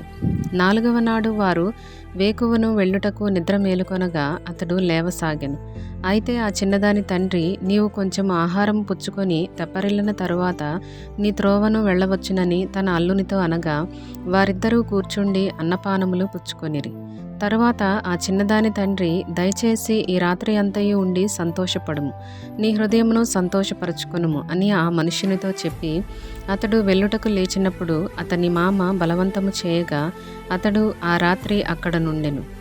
5వ దినమున అతడు వెళ్ళవలెనని ఉదయమున లేచినప్పుడు ఆ చిన్నదాని తండ్రి, నీవు నీ ప్రాణమును బలపరచుకొనుమని చెప్పినందున వారు ప్రొద్దువాలు వరకు తడువు చేసి ఇద్దరూ కూడి భోజనము చేసిరి. ఆ మనుష్యుడు తానును అతని ఉపపత్నియు అతని దాసుడును వెళ్ళలేచినప్పుడు ఆ చిన్నదాని తండ్రియగు అతని మామ, ఇదిగో ప్రొద్దుగ్రుంకుటకు సమీపమాయెను, నీవు దయచేసి ఈ రాత్రి ఇక్కడ ఉండుము, ఇదిగో ప్రొద్దుగ్రుంకుచున్నది, సంతోషించి ఇక్కడ రాత్రి గడుపుము, రేపు నీ గుడారమునకు వెళ్ళుటకు నీవు వేకువనే లేచి నీ త్రోవను పోవచ్చునని అతనితో చెప్పినను అతడు అక్కడ ఆ రాత్రి గడపనొల్లక లేచి వెళ్ళి యెబూసను యెరూషలేము ఎదుటికి వచ్చెను. అప్పుడు జీను కట్టబడిన 2 గాడిదలను అతని ఉపపత్నియు అతనితో కూడా ఉండెను. వారు యెబూసునకు సమీపించినప్పుడు ప్రొద్దు చాలా వ్రాలెను గనుక అతని దాసుడు, మనము యెబూసీయులదైన ఈ పట్టణము ప్రవేశించి దానిలో ఈ రాత్రి బస చేయుదము రండని తన యజమానునితో చెప్పగా, అతని యజమానుడు, ఇశ్రాయేలీయులు కాని అన్యుల పట్టణము ప్రవేశింపము, గిబియా వరకు ప్రయాణము చేయుదుమనెను. మరియు అతడు, నీవు రమ్ము, ఈ స్థలములలో ఏదో ఒక ఊరికి సమీపించి గిబియాలోనే గాని రామాలోనే గాని ఈ రాత్రి బస చేసెదమనెను. అప్పుడు వారు సాగి వెళ్ళుచుండగా బెన్యామీనీయుల గిబియా దగ్గర నున్నప్పుడు ప్రొద్దుగుంకెను. కావున వారు గిబియాలో ఆ రాత్రి గడుపుటకు అక్కడికి చేరసాగిరి. అతడు చేరి ఆ ఊరి సంత వీధిలో నుండెను. బస చేయుటకెవడునూ వారిని తన ఇంటికి పిలువలేదు. ఆ చోటి మనుష్యులు బెన్యామీనీయులు. సాయంకాలమున ఒక ముసలివాడు పొలములోని తన పని నుండి వచ్చెను. అతడు ఎఫ్రాయిమీల మన్య ప్రదేశము నుండి వచ్చి గిబియాలో నివసించువాడు. అతడు కన్నులెత్తి ఊరి సంత వీధిలో ప్రయాణస్థుడైన ఆ మనిషిని చూచి, నీవెక్కడికి వెళ్ళుచున్నావు, నీవెక్కడి నుండి వచ్చితివి అని అడిగెను. అందుకతడు, మేము యూదా బెత్లెహేము నుండి ఎఫ్రాయిమీల మన్యము అవతలకు వెళ్ళుచున్నాము. నేను అక్కడి వాడను. నేను యూదా బెత్లెహేమునకు పోయి ఉంటిని. ఇప్పుడు యెహోవా మందిరమునకు వెళ్ళుచున్నాను. ఎవడునూ తన ఇంట నన్ను చేర్చుకొనలేదు. అయితే మా గాడిదలకు గడ్డి మొదలైన మేతయు, నాకును నా పనికత్తెకును నీ దాసులతో కూడనున్న నా నౌకరులకును ఆహారమును ద్రాక్షారసమును ఉన్నవి. ఏదియూ తక్కువ లేదని అతనితో చెప్పగా, ఆ ముసలివాడు, నీకు క్షేమమగునుగాక. నీకేవైనా తక్కువైన ఎడల వాటి భారము నా మీద ఉంచుము. మెట్టుకు వీధిలో రాత్రి గడపకూడదని చెప్పి తన ఇంట అతని చేర్చుకొని వారి గాడిదల కొరకు మేత సిద్ధపరచెను. అప్పుడు వారు కాళ్ళు కడుగుకొని అన్నపానములు పుచ్చుకొనిరి. వారు సంతోషించుచుండగా ఆ ఊరిలో కొందరు పోకిరులు ఆ ఇల్లు చుట్టుకొని తలుపులు కొట్టి, నీ ఇంటికి వచ్చిన మనుష్యుని మేము ఎరుగునట్లు అతని బయటికి తెమ్మని ఇంటి యజమానుడైన ఆ ముసలివానితో అనగా, ఇంటి యజమానుడైన ఆ మనుష్యుడు వారి యొద్దకు బయలువెళ్ళి, నా సహోదరులారా, అది కూడదు, అట్టి దుష్కార్యము చేయకూడదు. ఈ మనుష్యుడు నా ఇంటికి వచ్చెను గనుక మీరు ఈ వెర్రి పని చేయకుడి. ఇదిగో కన్యకైన నా కుమార్తెయును ఆ మనుష్యుని ఉపపత్నియునున్నారు. నేను వారిని బయటికి తీసుకొని వచ్చేదను. మీరు వారిని నీచపరిచి నీ ఇష్ట ప్రకారము వారి ఎడల జరిగింపవచ్చును గాని ఈ మనుష్యుని ఎడల ఈ వెర్రి పని చేయకూడని వారితో చెప్పెను గాని అతని మాట వినుటకు వారికి మనస్సు లేకపోయెను. గనుక ఆ మనుష్యుడు బయటనున్న వారి యొద్దకు తన ఉపపత్నిని తీసుకొని పోగా, వారు ఆమెను కూడి ఉదయము వరకు ఆ రాత్రి అంతయు ఆమెను చెరుపుచుండిరి. తెల్లవారగా వారు ఆమెను విడిచి వెళ్ళిరి. ప్రాతకాలమున ఆ స్త్రీ వచ్చి వెలుగు వచ్చు వరకు తన యజమానుడున్న ఆ మనుషుని ఇంటి ద్వారమున పడి ఉండెను. ఉదయమున ఆమె యజమానుడు లేచి ఇంటి తలుపులను తీసి తన త్రోవను వెళ్ళుటకు బయలుదేరగా, అతని ఉపపత్ని అయిన ఆ స్త్రీ ఇంటి ద్వారమునొద్ద పడి చేతులు గడప మీద చాపి ఉండెను. అతడు, లెమ్ము వెళ్ళుదమనగా ఆమె ప్రత్యుత్తరమియ్యకుండెను. గనుక అతడు గాడిద మీద ఆమెను ఉంచి లేచి తన చోటికి ప్రయాణము చేయసాగెను. అతడు తన ఇంటికి వచ్చినప్పుడు కత్తి పట్టుకొని తన ఉపపత్నిని తీసుకొని ఆమెను ఆమె కీళ్ల ప్రకారము 12 ముక్కలుగా కోసి ఇశ్రాయేలీయుల దిక్కులన్నిటికీ ఆ ముక్కలను పంపెను. అప్పుడు దాని చూచిన వారందరూ, ఇశ్రాయేలీయులు ఐగుప్తు దేశములో నుండి వచ్చిన దినము మొదలుకొని నేటి వరకు ఇలాంటి పని జరుగుటయైనను వినబడుటయైనను లేదు. మీరు ఇది మనస్సుకు తెచ్చుకొని దీనిని బట్టి ఆలోచన చేసి దీనిని గూర్చి మాటలాడుడని ఒకరితోనొకరు చెప్పుకొనిరి. న్యాయాధిపతుల గ్రంథము 20వ అధ్యాయము. అంతటా ఇశ్రాయేలీయులందరూ బయలుదేరి దాను మొదలుకొని బెయేర్షెబా వరకును గిలాదు దేశము వరకును వారి సమాజము ఏకమనస్సు కలిగి మిస్పాలో యెహోవా సన్నిధిని కూడెను. దేవుని జనసమాజమునకు చేరిన వారు ఇశ్రాయేలీయుల గోత్రములన్నిటికీ పెద్దలుగా నున్నవారై కత్తిదూయు 4 లక్షల కాల్బలము కూడుకొనిరి. ఇశ్రాయేలీయులు మిస్పాకు వచ్చి ఉన్నారని బెన్యామీనీయులు వినిరి. ఇశ్రాయేలీయులు ఈ చెడుతనము ఎట్లు చేయబడినో అది చెప్పుడని అడుగగా, చంపబడిన స్త్రీ పెనిమిటి అయిన లేవీయుడు ఉత్తరమిచ్చినదేమనగా, బెన్యామీనీయుల గిబియాలో రాత్రి బస చేయుటకై నేనును నా ఉపపత్నియు వచ్చియుండగా గిబియా వారు నా మీదికి లేచి రాత్రి నేనున్న ఇల్లు చుట్టుకొని నన్ను చంపతలచి నా ఉపపత్నిని బలవంతము చేయగా ఆమె చనిపోయెను. వారు ఇశ్రాయేలీయులలో దుష్కార్యమును వెర్రి పనిని చేసిరని నేను తెలుసుకొని నా ఉపపత్నిని పట్టుకొని ఆమెను ముక్కలుగా కోసి ఇశ్రాయేలీయుల స్వాస్థ్యమైన దేశమంతటికి ఆ ముక్కలను పంపితిని. ఇదిగో ఇశ్రాయేలీయులారా, ఇక్కడనే మీరందరూ కూడియున్నారు. ఈ సంగతిని గూర్చి ఆలోచన చేసి చెప్పుడనెను. అప్పుడు జనులందరూ ఏకీభవించి లేచి, మనలో ఎవడునూ తన గుడారమునకు వెళ్ళడు, ఎవడునూ ఇంటికి వెళ్ళడు. మనము గిబియా ఎడల జరిగింపవలసిన దానిని నెరవేర్చుటకై చీట్లు వేసి దాని మీదికి పోదుము. జనులు బెన్యామీనీయుల గిబియాకు వచ్చి ఇశ్రాయేలీయులలో జరిగిన వెర్రితనము విషయమై పగ తీర్చుకొనుటకు వెళ్ళువారి కొరకు ఆహారము తెచ్చుటకై మనము ఇశ్రాయేలీయుల గోత్రములన్నిటిలో 100కి 10 మంది మనుషులను, 1000కి 100 మందిని, 10,000కు 1000 మందిని ఏర్పరచుకొందము రండని చెప్పుకొనిరి. కాబట్టి ఇశ్రాయేలీయులందరూ ఒక్క మనుష్యుడైనట్టుగా ఏకీభవించి ఆ ఊరి వారితో యుద్ధము చేయుటకు కూడిరి. ఇశ్రాయేలీయులు బెన్యామీనీయులందరి యొద్దకు మనుషులను పంపి, మీలో జరిగిన ఈ చెడుతనమేమిటి?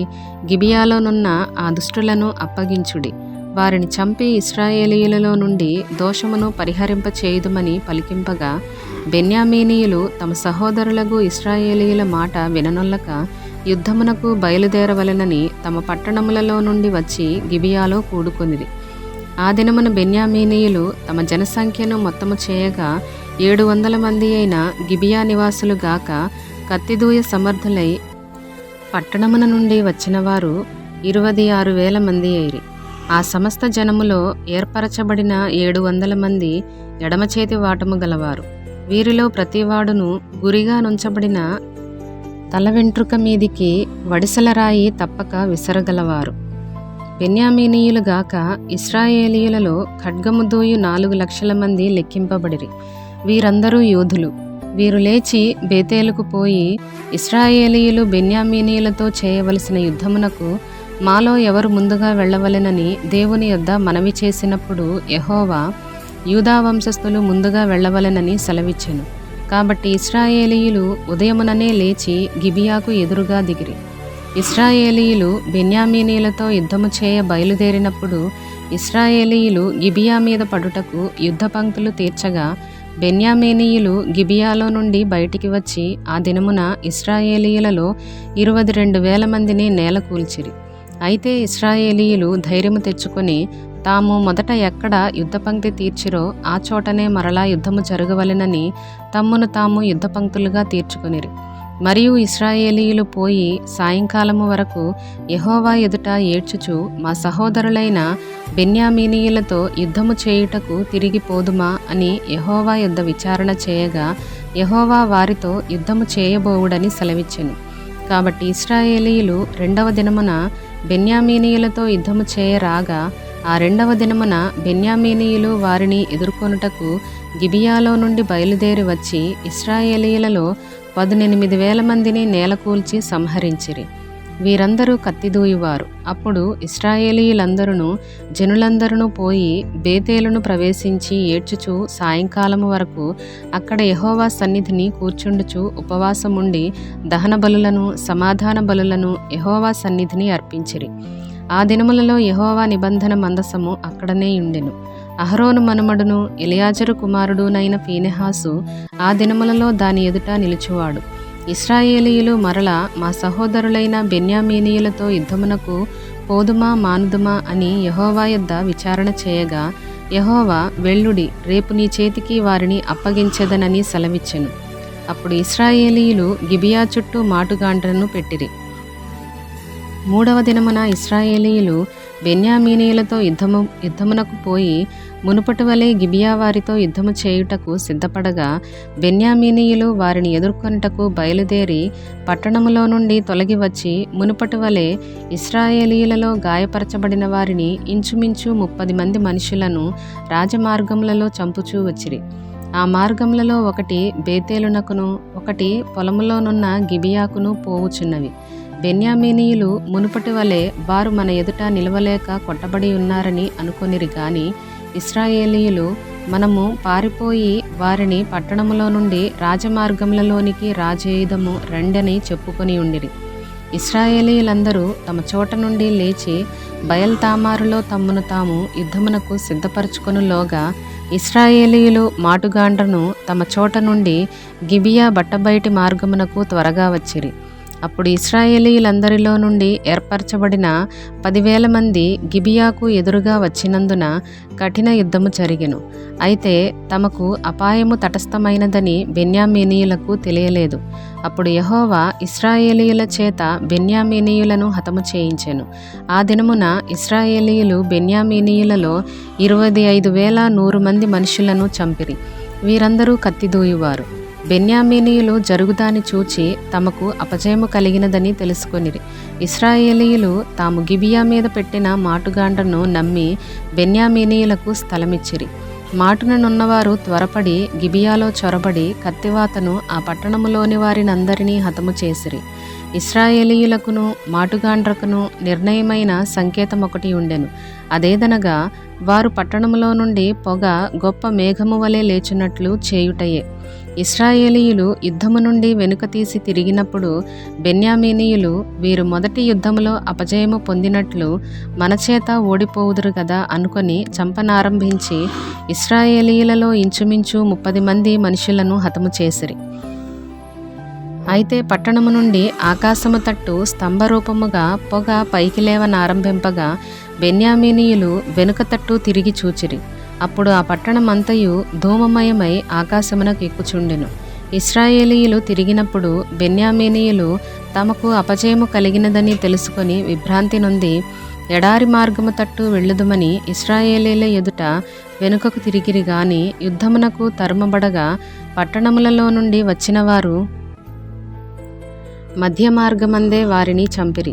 ఇశ్రాయేలీయులు బెన్యామీనీయులను చుట్టుకొని తరిమి తూర్పు దిక్కున గిబియాకు ఎదురుగా వారు దిగిన స్థలముల వారిని త్రొక్కుచుండిరి. అప్పుడు బెన్యామీనీయులలో 18,000 మంది మనుషులు పడిపోయిరి. వీరందరూ పరాక్రమవంతులు. అప్పుడు మిగిలిన వారు తిరిగి ఎడారిలోనున్న రిమ్మోను బండకు పారిపోగా వారు రాజమార్గములలో చెదరియున్న 5,000 మంది మనుషులను చీలదీసి గిదోము వరకు వారిని వెంటాడి తరిమి వారిలో 2,000 మందిని చంపిరి.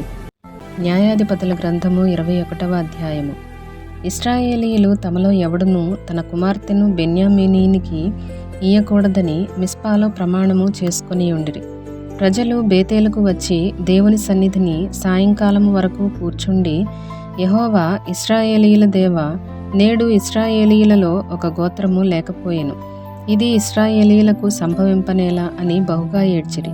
మరునాడు జనులు వేకువనే లేచి అక్కడ బలిపీఠమును కట్టి దహన బలులను సమాధాన బలులను అర్పించిరి. అప్పుడు ఇశ్రాయేలీయులు ఇశ్రాయేలీయుల గోత్రములన్నిటిలో మిస్పాలో యెహోవా పక్షమున రాకపోయిన వారెవరని విచారించిరి. ఏలయనగా అట్టి వారికి నిశ్చయముగా మరణశిక్ష విధింపవలెనని ఖండితముగా ప్రమాణము చేసి ఉండిరి. ఇశ్రాయేలీయులు తమ సహోదరులైన బెన్యామీనీయులను గూర్చి పశ్చాత్తాపపడి, నేడు ఒక గోత్రము ఇశ్రాయేలీయులలో నుండకుండా కొట్టివేయబడి ఉన్నది. మిగిలియున్న వారికి భార్యలు దొరుకున్నట్లు మనము మన కుమార్తెలను వారికి పెండ్లి చేయమని యెహోవా తోడని ప్రమాణము చేసితిమి గదా, వారి విషయంలో ఏమి చేయగలము అని చెప్పుకొనిరి. మరియు వారు ఇశ్రాయేలీయుల గోత్రములలో యెహోవా పక్షమున మిస్పాకు రానిది ఏదని విచారింపగా, సమాజమునకు చేరిన యాబేష్గిలాదు నుండి సేనలోనికి ఎవడునూ రాలేదని తేలెను. జనసంఖ్య చేసినప్పుడు యాబేష్గిలాదు నివాసులలో ఒకడును అక్కడ ఉండలేదు. కాబట్టి సమాజపు వారు పరాక్రమవంతులైన 12,000 మంది మనుషులను పంపించి, మీరు పోయి స్త్రీలనేమి పిల్లలనేమి యాబేష్గిలాదు నివాసులనందరినీ కత్తివాతను హతము చేయుడి. మీరు చేయవలసినదేమనగా ప్రతి పురుషుని పురుష సంయోగము నెరిగిన ప్రతి స్త్రీని నశింపచేయవలనని చెప్పిరి. యాబేష్గిలాదు నివాసులలో పురుష సంయోగము నెరుగని 400 మంది కన్యకలైన స్త్రీలు దొరకగా కనాను దేశమందలి షిలోహులోనున్న సేనలోనికి వారిని తీసుకొని వచ్చిరి. ఆ సర్వ సమాజము రిమ్మోను కొండలోనున్న బెన్యామీనీయులతో మాటలాడుటకును వారిని సమాధానపరచుటకును వర్తమానము పంపగా, ఆ వేళను బెన్యామీనీయులు తిరిగి వచ్చిరి. అప్పుడు వారు తాము యాబేష్గిలాదు స్త్రీలలో బ్రతకనిచ్చిన వారిని వారికిచ్చి పెండ్లి చేసిరి. ఆ స్త్రీలు వారికి చాలకపోగా, యెహోవా ఇశ్రాయేలీయుల గోత్రములలో లోపము కలుగజేసి ఉండుట జనులు చూచి బెన్యామీనీయులను గూర్చి పశ్చాత్తాపపడిరి. సమాజ ప్రధానులు బెన్యామీను గోత్రములో స్త్రీలు నశించియుండుట చూచి మిగిలిన వారికి భార్యలు దొరుకున్నట్లు మనమేమి చేయుదమని యోచించుకొని ఇశ్రాయేలీయులలో నుండి ఒక గోత్రము తుడిచివేయబడకుండునట్లు బెన్యామీనీయులలో తప్పించుకొనిన వారికి స్వాస్థ్యం ఉండవలెననిరి. ఇశ్రాయేలీయులలో ఎవడైనను తన కుమార్తెను బెన్యామీనీయునికి ఇచ్చిన ఎడల వాడు నిర్మూలము చేయబడునని ప్రమాణము చేసియున్నాము గనుక మనము మన కుమార్తెలను వారికి పెండ్లి చేయకూడదని చెప్పుకొనుచుండిరి. కాగా వారు బెన్యామీనీయులతో ఇట్లనిరి, ఇదిగో, బేతేలుకు ఉత్తర దిక్కున బేతేలు నుండి షెకెమునకు పోవు రాజమార్గమునకు తూర్పుననున్న లెబోనాకు దక్షిణ దిక్కున యెహోవాకు పండుగ ఏటేటా షిలోహులో జరుగునని చెప్పి బెన్యామీనీయులను చూచి, మీరు వెళ్ళి ద్రాక్ష తోటలలో మాటున నుండి షిలోహు స్త్రీలు నాట్యమాడు వారితో కలిసి నాట్యమాడుటకు బయలుదేరగా ద్రాక్ష తోటలలో నుండి బయలుదేరి వచ్చి పెండ్లి చేసుకొనుటకు ప్రతివాడును షిలోహు స్త్రీలలో ఒకదాని పట్టుకొని బెన్యామీనీయుల దేశమునకు పారిపోవుడి. తరువాత వారి తండ్రులైనను సహోదరులైనను వాదించుటకు మీ యొద్దకు వచ్చిన ఎడల మేము ఆ యుద్ధమును బట్టి వారిలో ప్రతివానికిని పెండ్లికి స్త్రీ దొరకలేదు కనుక ఈ స్త్రీలను దయచేసి మాకియుడి. ఈ సమయమున వారికిచ్చిన ఎడల మీరు అపరాధులగుదురు గనుక మాకిచ్చినట్లుగా ఇయ్యుడని వారితో చెప్పెదమనిరి. కాగా బెన్యామీనీయులు అట్లు చేసి తమ లెక్క చొప్పున నాట్యమాడిన వారిలో నుండి స్త్రీలను పట్టుకొని వారిని తీసుకొని పోయి తమ స్వాస్థ్యమునకు వెళ్ళి పట్టణములను కట్టి వాటిలో నివసించిరి. అటు పిమ్మట ఇశ్రాయేలీయులలో ప్రతివాడును అక్కడ నుండి తమ గోత్ర స్థానములకును కుటుంబములకును పోయెను. అందరూ అక్కడ నుండి బయలుదేరి తమ స్వాస్థ్యములకు పోయిరి. ఆ దినములలో ఇశ్రాయేలీయులకు రాజు లేడు. ప్రతివాడును తన తన ఇష్టానుసారముగా ప్రవర్తించుచూ వచ్చెను.